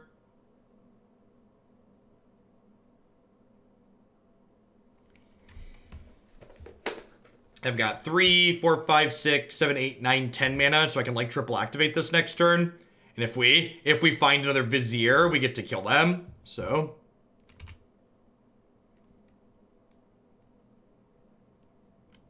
and this Path to Exile gives us an 11th mana, and notably it shuffles the Vizier that we bought on with the last Duskwatch Recruiter activation back into our deck.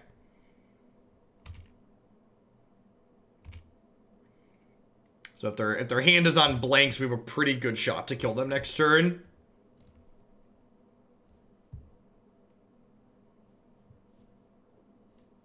No, they cast a Path, Burgle. Yeah, they cast a Path.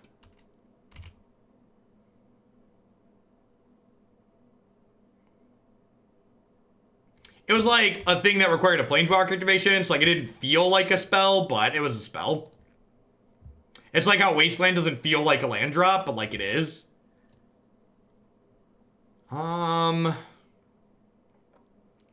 I think I want Mom here more than Eternal Witness. I guess this rebuys my combo pieces. Yeah, I'd probably have the Witness. No, it's just Witnesses in my bin. Force of Negation exiles the card.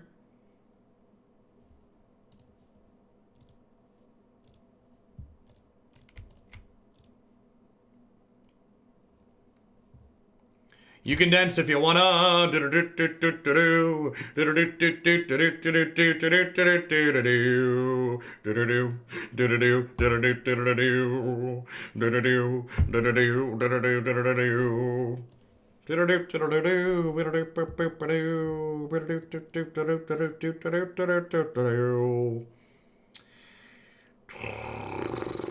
think I want this Thrun. I think the more I think about this matchup, the more I want this Thrun.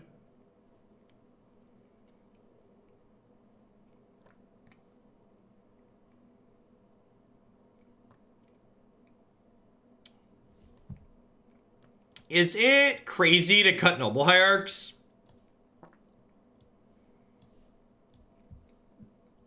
I think I want to cut Noble Hierarch more than I want to cut another Vizier here. They don't really seem to respect killing Devoted Druid. Yeah, I'm gonna swap those.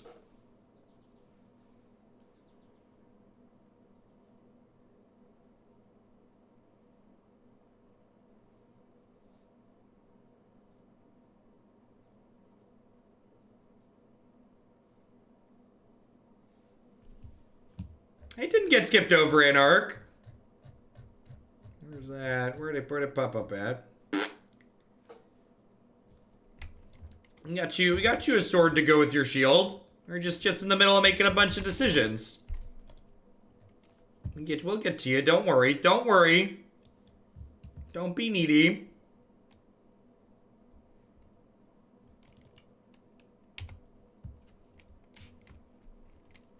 Listen, Burgle, this is a stream that's all about professionalism. I don't need 4 Noble Hierarchs because I'll have one of my 3 in the opener.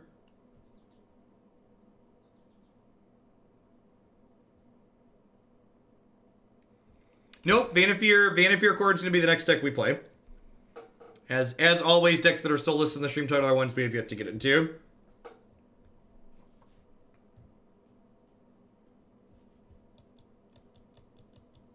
I paid attention, it just wasn't in the time frame you wanted it to be.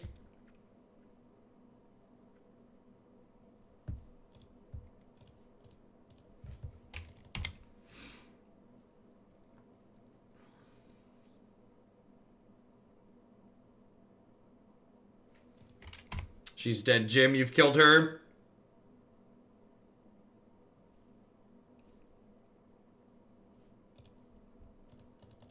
You know what?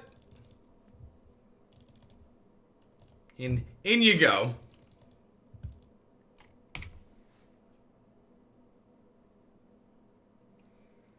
Yeah, it's gonna be interesting to see how much Nexus of Fate there is this weekend. Probably a lot.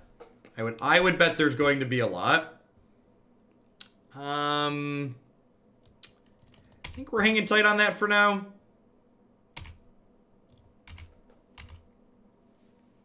I think we're on the pay 4 mana for Walking Ballista every turn until they kill it plan. Mog Fanatic mode. It is Mog Fanatic mode, isn't it? Alright, they're missing land drops. So I think we're gonna deputy this.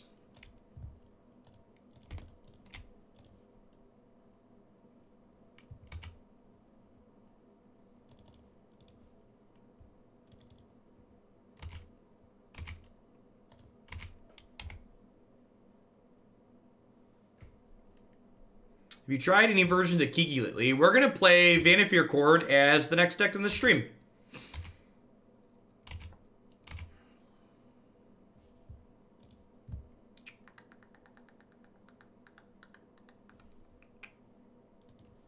Alright, what does this finale do? Does it just go get Thrun? How do you feel about fetching Thrun? I kind of like it. I'm kind of into it.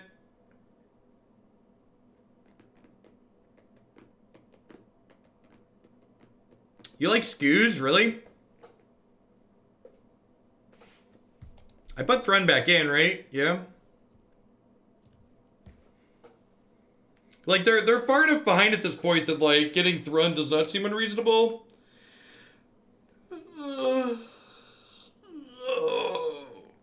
Yeah, Vanafear's like the more unfair version of Kiki Cord. We've played that deck a ton since Vanafear was printed.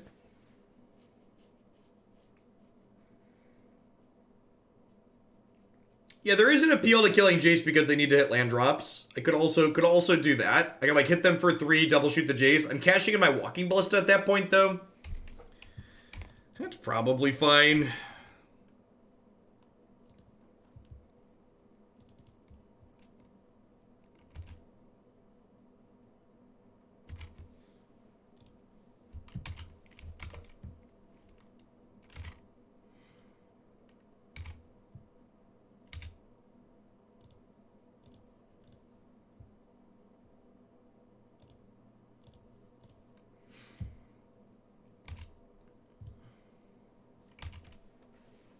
So Ballista dies when the Exalted rolls off of it.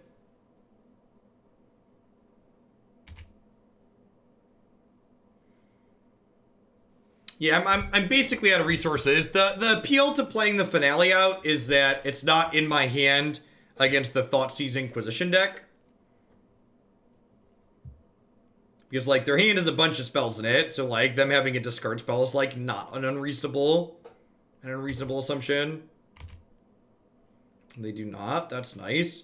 And like now if they have like a Fatal Push, yeah, see? This is the tough nut, right? And like they hit their land anyways, and I've now lost my card to their discard spell that otherwise would have been blanked. So we're not just dead by any means, but we're in a bad spot now.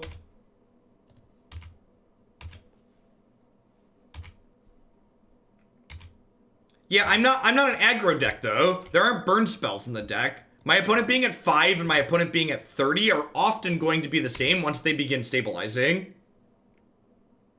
Like, if they play Monastery Mentor, if they play Monastery Mentor and kill one of my creatures next turn, it doesn't matter that they're at 4 because I can't get the last 4 points of damage across.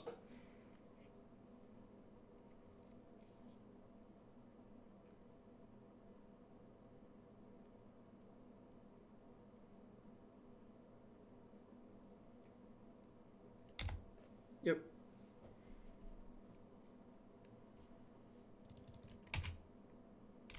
Noble Hierarch actually would have been a really good draw here, because it would have forced them to jump block. And like now again, like I've cut their fetch lands off, I guess, but like there's a good chance they just like have a removal spell, make a bunch of tokens, and then like I can't do anything from here. We do have reach. Witness for Ballista is technically lethal. Fair.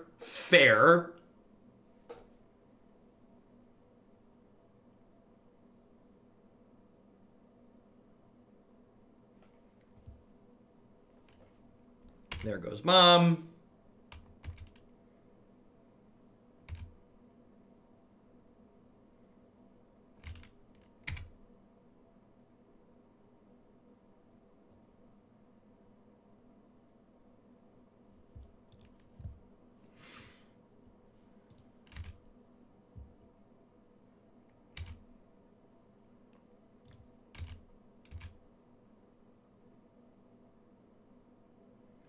They have like an op tier or a fatal push, we're in a lot of trouble. But I think I'm supposed to attack here, because if they don't have it, I get to kill their monk token. If they do have it, we're probably in trouble either way.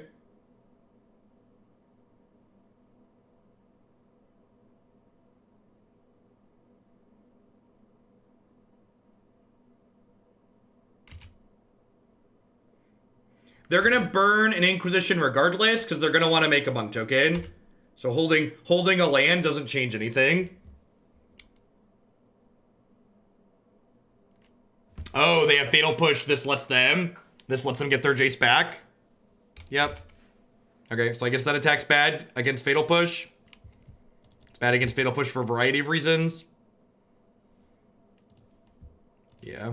I think the turn we killed the Jace with the Walking Ballista instead of getting Thrun was the point where we lost this game. Because that left a card in my hand to get Thought Seized. And they Thought Seized us, so we haven't drawn anything else, and that was we exposed our last remaining resource to a Thought Seize unnecessarily. Will do, Party Bus. Thanks for the support.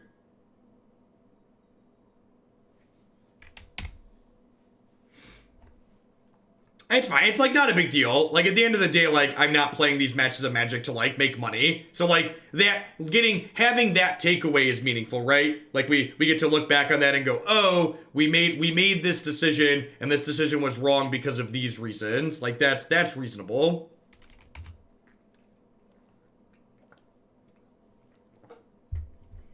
Like, our play patterns get reprioritized based on... Our play patterns get reprioritized based on, like, what deck we're playing against. We basically didn't, like, our play pattern was probably fine if we're not playing against a discard deck, but because we were, our play pattern was bad. We don't have Birds of Paradise in our deck right now. This Duskwatch Recruiter digs us 3 cards deep towards an Eternal Witness, because we do have a Walking Ballista in the bin, so, like, Eternal Witness is a potentially lethal card here. We are at 13, so, like, you know.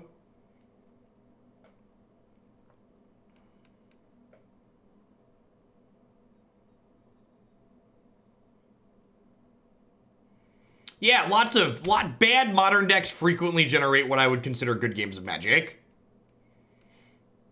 Decks like Green-Black, Jund, Esper Mentor, these heavily interactive decks that ultimately aren't very good a lot of the time, they generate a lot of good back and forth.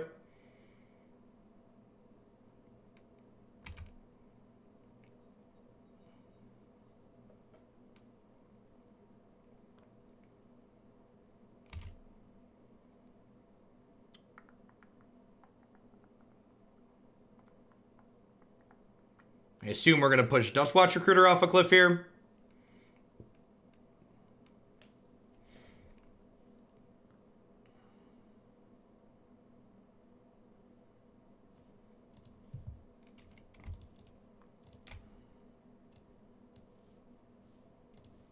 Okie doke. Assuming they don't have Force Blue card as their last 2 cards, Finale, Eladamri's Call, and Eternal Witness are all lethal next turn. Incubation into Eternal Witness, also lethal. No blocks, take 7. Actually, am I blocking? This might buy me extra time. I'm pretty unlikely to combo them this game with the Sun here. Yeah, I'm gonna go ahead and block.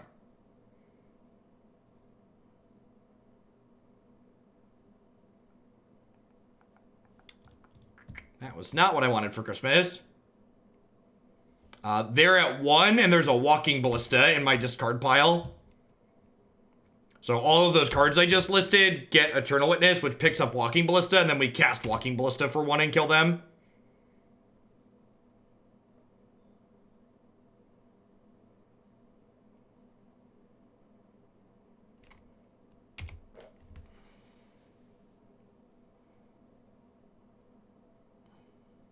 I don't believe we're dead this turn, unless they draw... If they have a 1-mana removal spell, they can kill 2 of my things. We're dead to a 1-mana removal spell, because they can go, like, push something, Jace, push something, attack for lethal. But if they don't have a 1-mana removal spell, the 3 cards in their hand, we can get that going. Yeah, their Polluted Delta doesn't have text because they're at 1, so that's nice. They're pretty choked on mana. It's been our saving grace this entire game, right? Our opponent's been choked on mana, we've been a little flooded.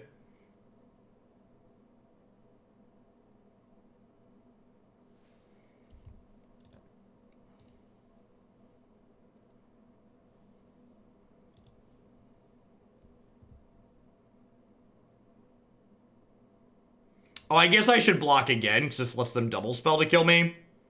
I was dead to a single spell there, huh? Loose. Should have blocked 2 things there. Wasn't punished. Hashtag no justice.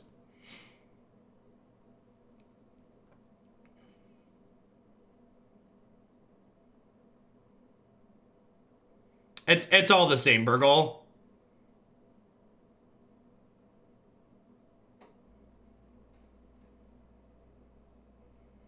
Right, assuming they don't have a counterspell here, we have a bunch of draws that kill them, like a quarter of our deck or so. Tutors and Eternal Witness are lethal.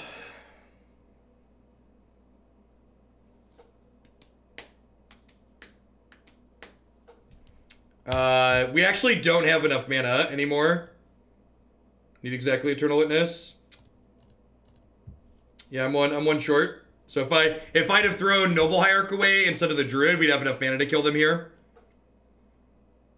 So but it's worth noting too that I only have this out because my opponent messed up. So if my opponent Jace Fatal pushes pre-combat, it doesn't matter. So I only have this out because my opponent kicked the ball to me. So it is worth noting that if I chump with this instead of the Druid, I have enough mana to do this. But if my opponent plays well, I don't have this out to begin with anyway. So if you're playing how does the matchup actually play out, we only have this line because my opponent messed up. So if they fatal push pre-combat, I'm forced to double block and then I don't have enough mana to take this line anyways.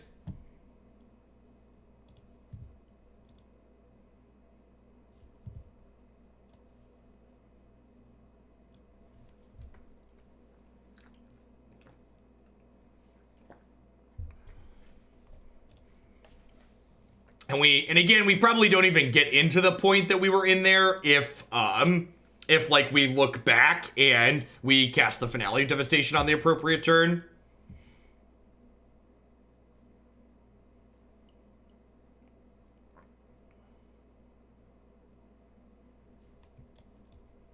Losing money gambling by making mistakes. That's the stone cold worst part about Magic Online. At least when you make mistakes and learn from them, Magic Arena, it doesn't literally take your money and throw it into a blender and incinerate it.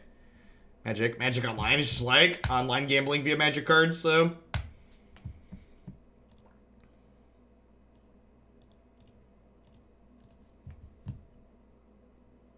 Hey, good morning, Arcbound. Happy Saturday. Pretty easy mulligan here. No 1 mana dork, no second land. This could find a 1 mana dork, but we don't have a second land, so definitely not worth keeping.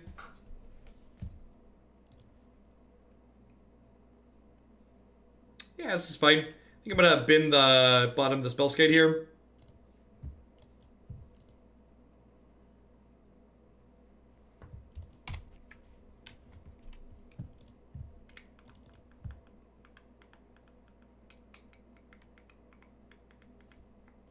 Grab a Temple Garden, cast a Noble Hierarch.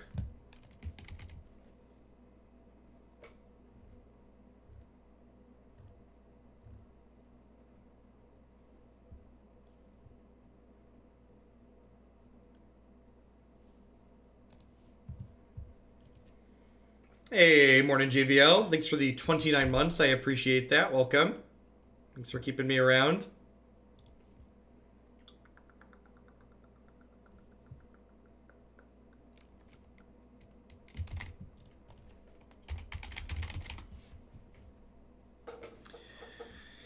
Do I just witness back my lands here?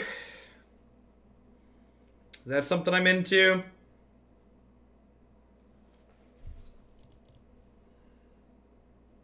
You want Devastation Forgiver? How'd you compare the skill level of Moto to Tabletop compared to F&M compared to MCQ? I think any comparisons of skill across different formats or applications of how you play Magic are generally purely masturbatory because it's not something that you can meaningfully measure in an objective, data-driven manner.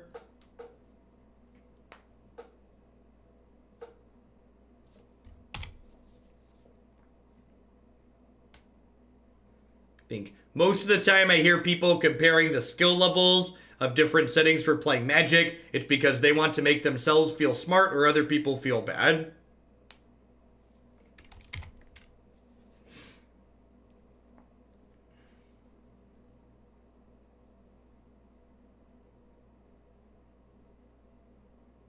I think there are both incredibly good and incredibly bad Magic players that you will find in every setting of playing Magic, whether it is Magic Online, or your FNM, or a GP, or a Mythic Championship.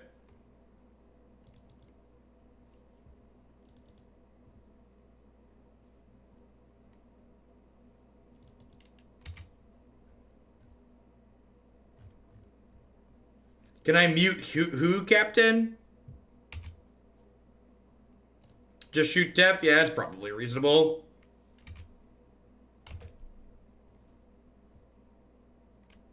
I don't see anybody posting random stuff in chat.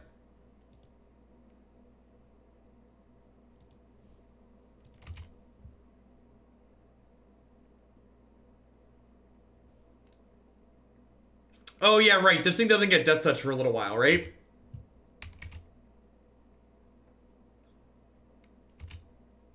They are in fact Escape Shift deck.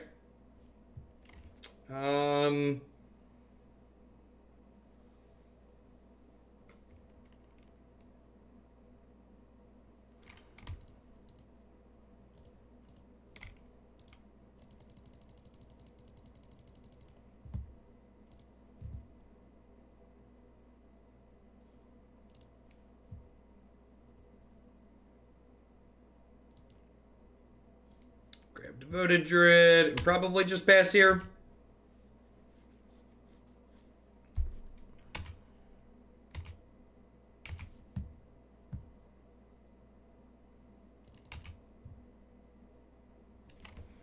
We don't have a guaranteed kill next turn, but we have a likely kill. Now we're not even that close to likely killing them, right? Oh, well, yeah, the Ballista is the payoff in play, right? The Ballista is the payoff in play.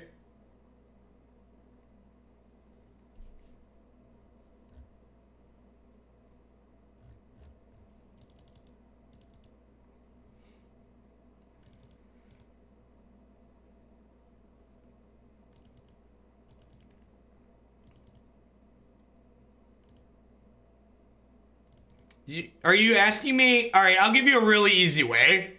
I banned you, Captain Korf. So, if Burgle's giving you a hard time, that'll banning you from chat will give you a good time to go watch someone else's stream.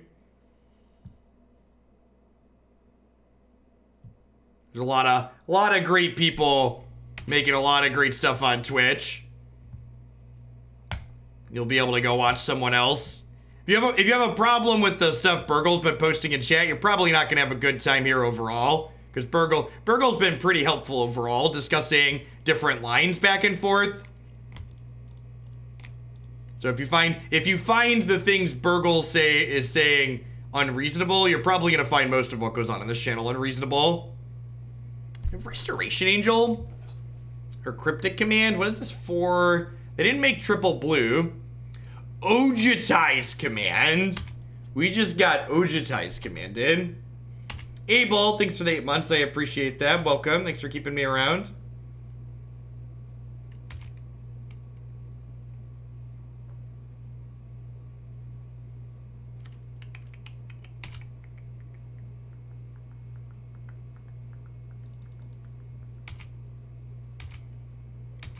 I know they're playing 4-color Bring to Light Scape Shift.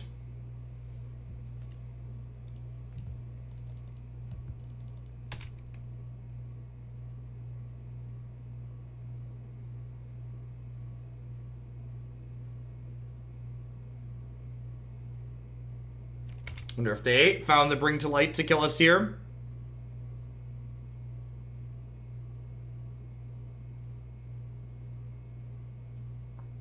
We are very, very dead to a Bring to Light here.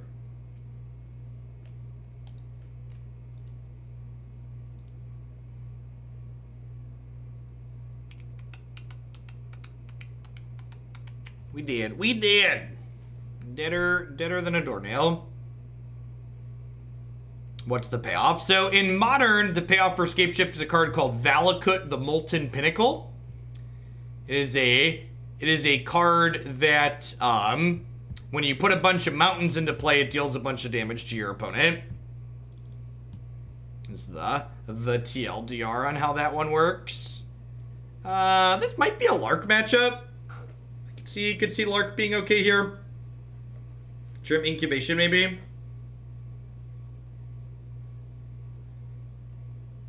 He reaches for Eidolon versus BDL because he's played trash in Modern. Yep. Bring to Light cast the second spell, so, Voice is probably good here, huh? They have some counter spells. Hey, Rhino McGrath, thank you for the half of your support. I appreciate that. Welcome. Thanks for keeping me around. And the Magic Sausage Cat checking in for the 13th month. Welcome back. Knight's probably not very good. We'll leave it an extra incubation. This seems fine. Oh, Forge-Tender. Let's slip and slide Forge-Tender into here. They probably have Angers postboard.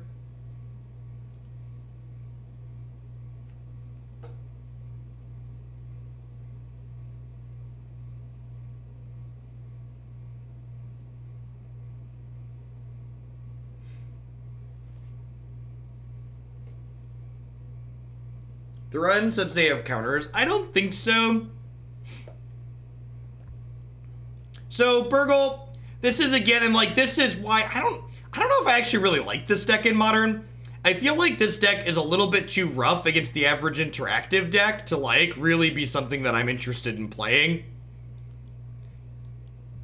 I feel like if I was, like, only playing against, like, the Grishal brands and the Dredges of the world, I'd be pretty happy with this deck, but, like, I feel like there's too many discard sweeper decks that, like, because those are just, like, the decks people love to play.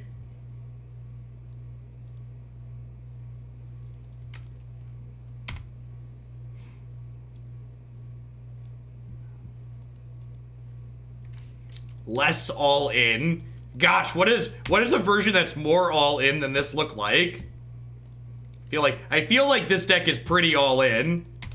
So, like, what does a more all in version look like? Just like Postmortem Lunge? Like, is that the only definition of more all in? Yeah, I feel like overall what this deck is doing just kind of feels worse than the Vanafear pod decks though, Burgle. I really like that Vanafear is just a one-card combo, basically, compared to what this is doing. And, like, the Vanafear is, like, half a turn slower, but the fact that it's a one-card combo gives it a lot more utility versus some of the things that are going on in the format. Alright, so do I just go fetch Giver of Runes? I kind of want to go fetch... I'm going to go fetch Giver. This'll encourage them to anger next turn if they have it. Because we can go... next turn we can go Call into Druid, and then we have Vizier Shalai for the kill the following turn.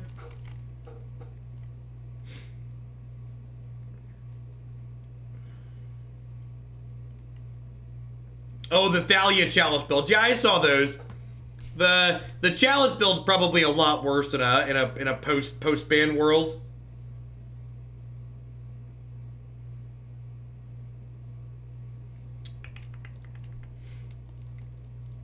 Let's go ahead and do this. Grab Devoted Druid. They probably don't have Anger, because I feel like if they had Anger, they'd have pulled the trigger on it last turn. Fry's an interesting one. I guess you really want to kill Teferi, huh, against blue-white?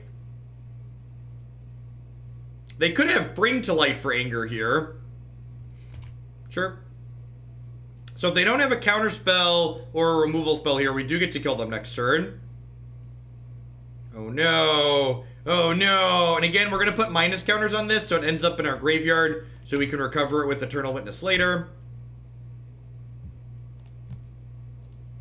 Play Noble Hierarch. You